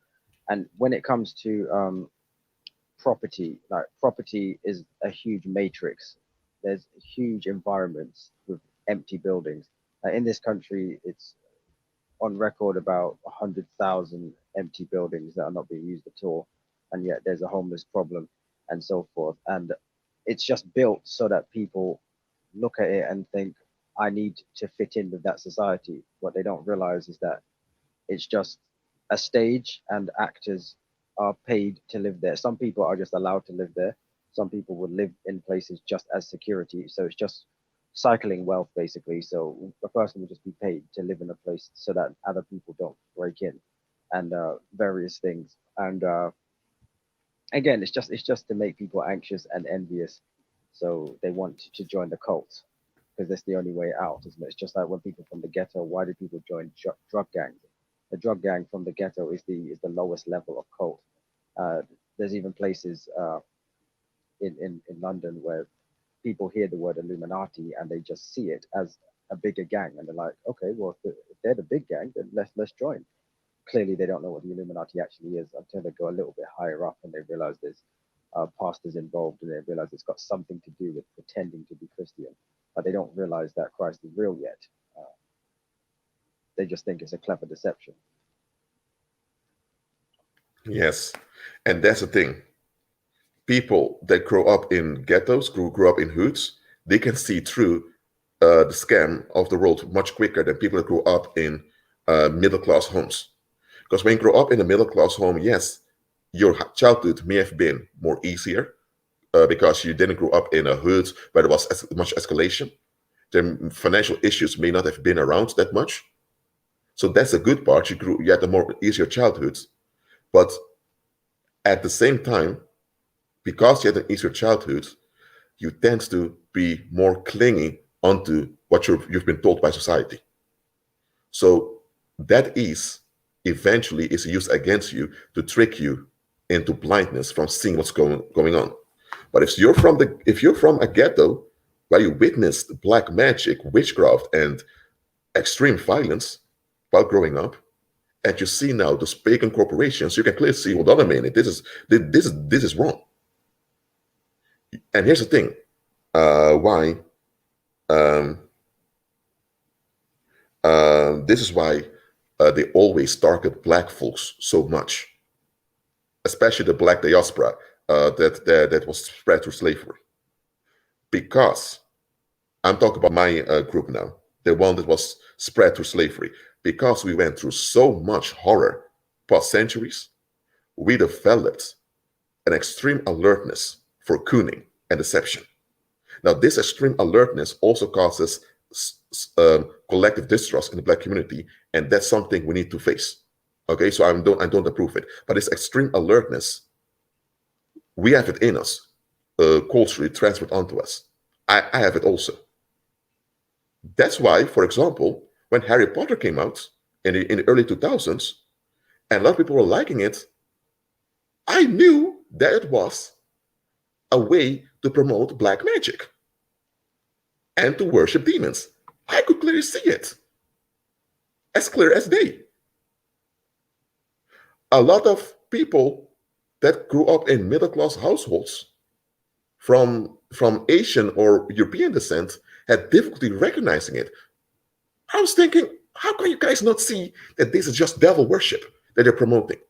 It is because we, and with we I mean the African diaspora that has spread through slavery, we went through all of these things throughout the generation, so we are more alert to such stuff.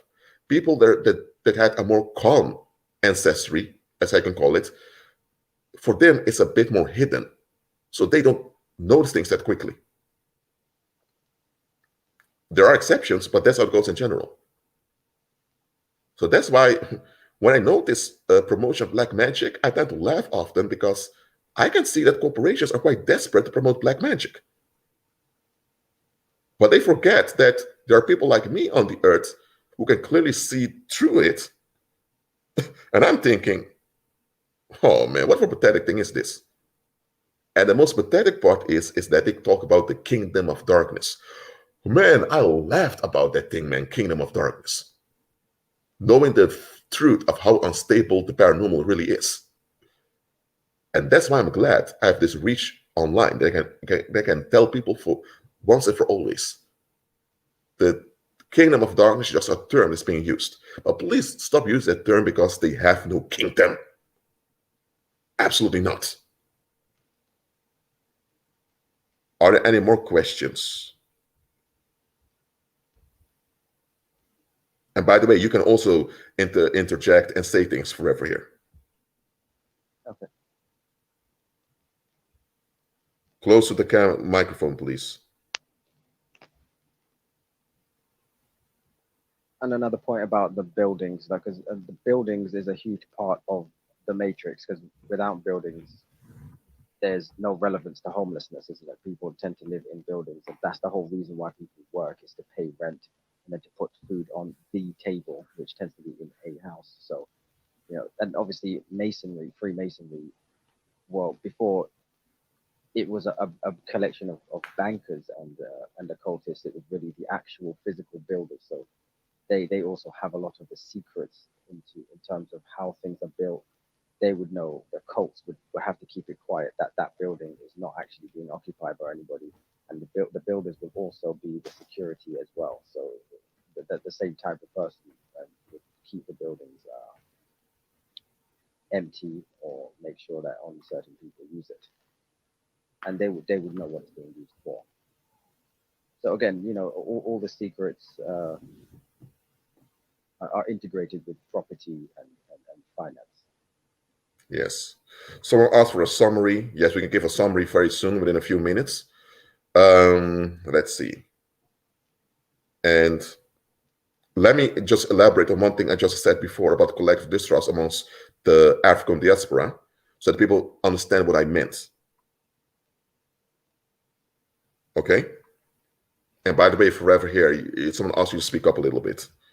The thing is, during the transatlantic slave trade, there were a lot of psychological pagan methods used to subject the blacks, because if you kidnap people from their continent and you tear families apart and put strangers together, eventually all the stress is causing revolts. So what they did was they would use sexual violence on little boys,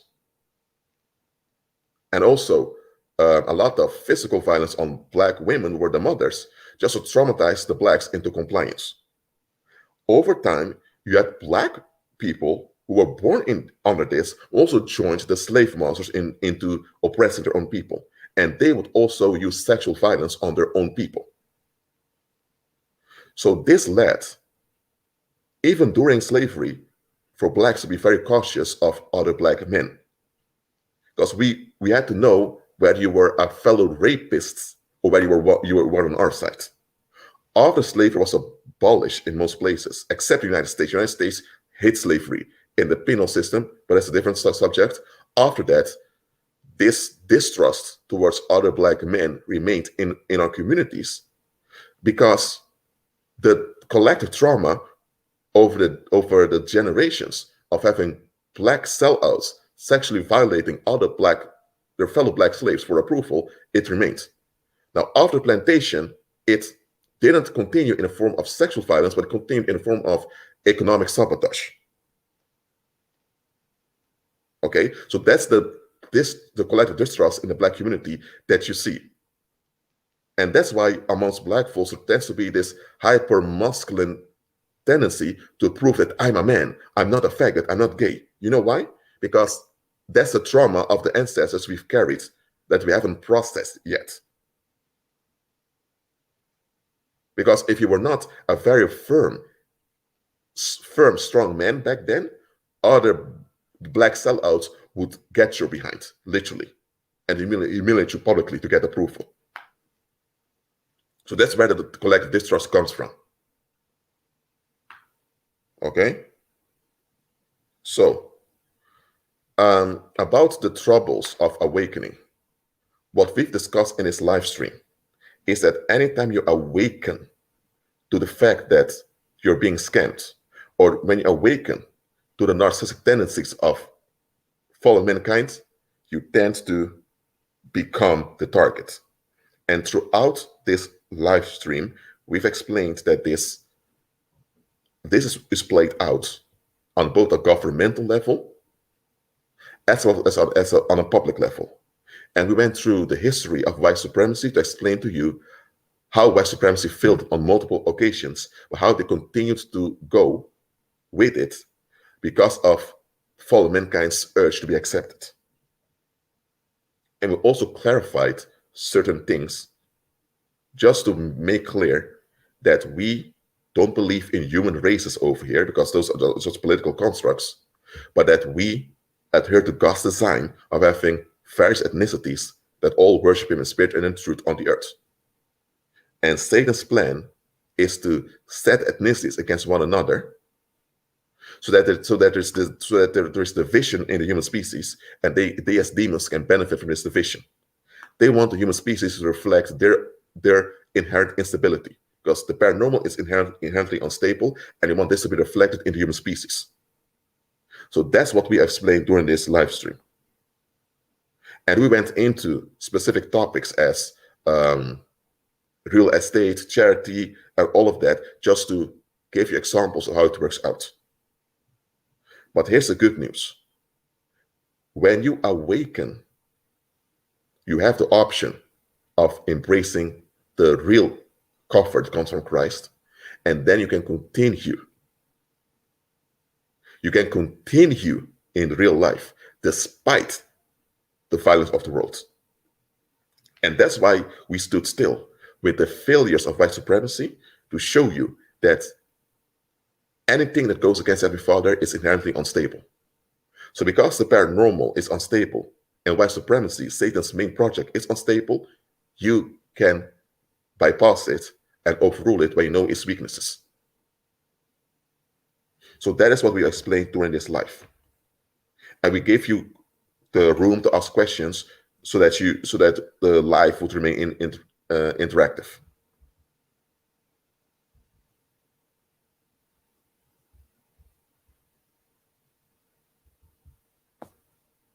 All right.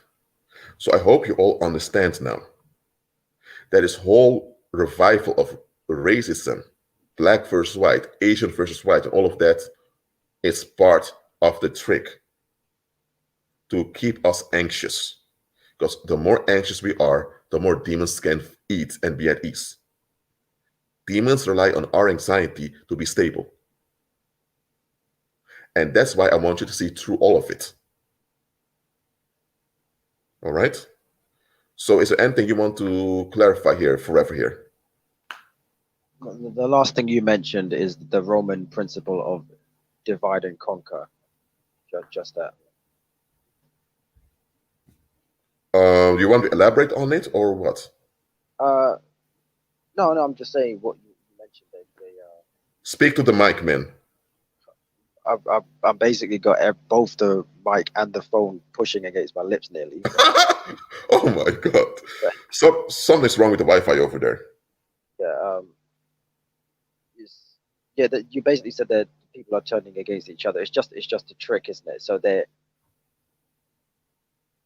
it's just black magic, isn't it? It's that they're keeping people fighting so that they can rule over them. If people are not focused, if people are awakened, they'll drop the guns and stop fighting each other.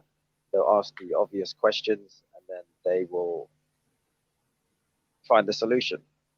They'll either lynch their bosses, or they'll just find the solution where they wouldn't need to do that because they'll overrule the violence, and they'll get born again, and then they'll have the spiritual cover that they need to fulfill their purpose in life. And that's why they keep using phrase as the kingdom of darkness, the prince of darkness, demon kings, legal rights of demons. That's why they keep glorifying the paranormal as if they are a dark, glorious empire with some good things to offer. And that's why there are people selling their souls in the Baphomet cult, because they think that the paranormal is this dark empire who has something valuable to offer.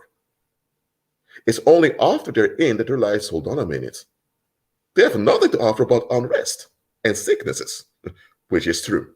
That's why you need to spread your ass if you join the Baphomet, so that you get sexually transmitted diseases, STDs, herpes, and all of those things.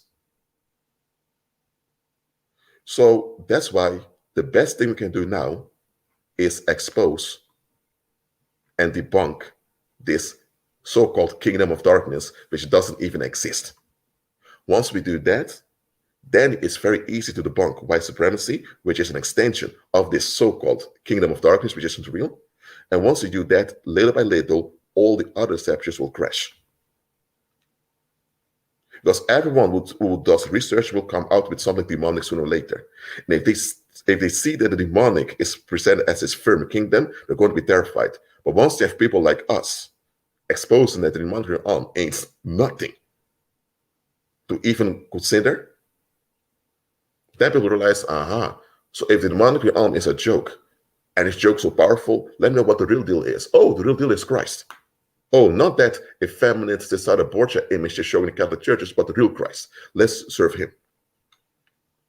And they also show you in horror movies as well that the demonic world is a joke. They show you that it feeds on your fear. As soon as you stop being afraid, like in the It movie, It Part 2, it started to shrink. And when they stopped being afraid, it became tiny and pathetic. It's like, oh, we're actually making it big with our, inverted faith, which is fear. And basically, also in the X-Men Apocalypse movie, you see that he begins to shrink when real power shows up, which the character that defeated. So Satan is only as big as the human psychic donations make him, because he's not God clearly, and the paranormal is just a parasitic population that needs human energy. Yes. And especially the saints who are not aware and allow them to feed off our energy and our anointing. So this is how we saints need to look at the situation. Anytime in the United States, some white supremacist picks up guns, begin to shoot a lot of people of color to kill them, anytime such a tragedy happens, it's Satan begging for donations. It's Satan saying, where are my donations? Where's your fear? Where's your tributes? We need those donations. Why are you guys getting along? Don't you know there are issues with black folks? Don't you know there are issues with Europeans? Why are you guys getting along? Give those donations. That's how Satan is losing it. Anytime communities are getting closer to being delivered, demons begin to throw tantrums through their puppets just to demand our donations of fear.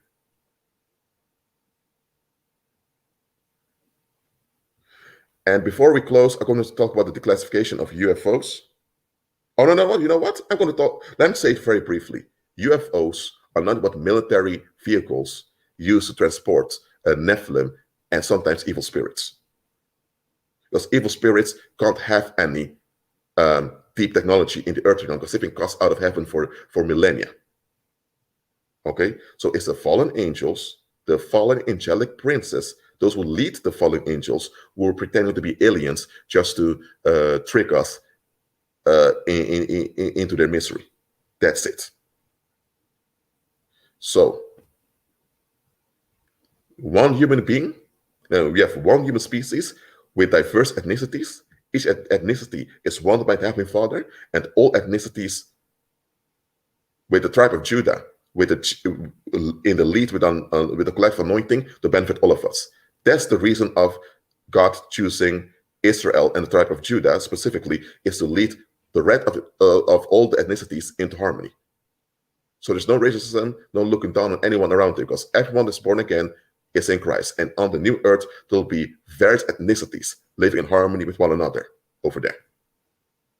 So I think that's good to close this live stream with. Is there anything else you want to say forever here?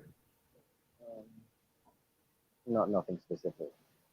Okay, then the live stream has been over 2.25 hours. Longer than we expect, twice as long as we expected. But anyway, thank you all for being here. And again, I agree with Christ, whoever you are, watch out for coming days for the scams that are going to roll out, and be at peace. Be blessed, everyone.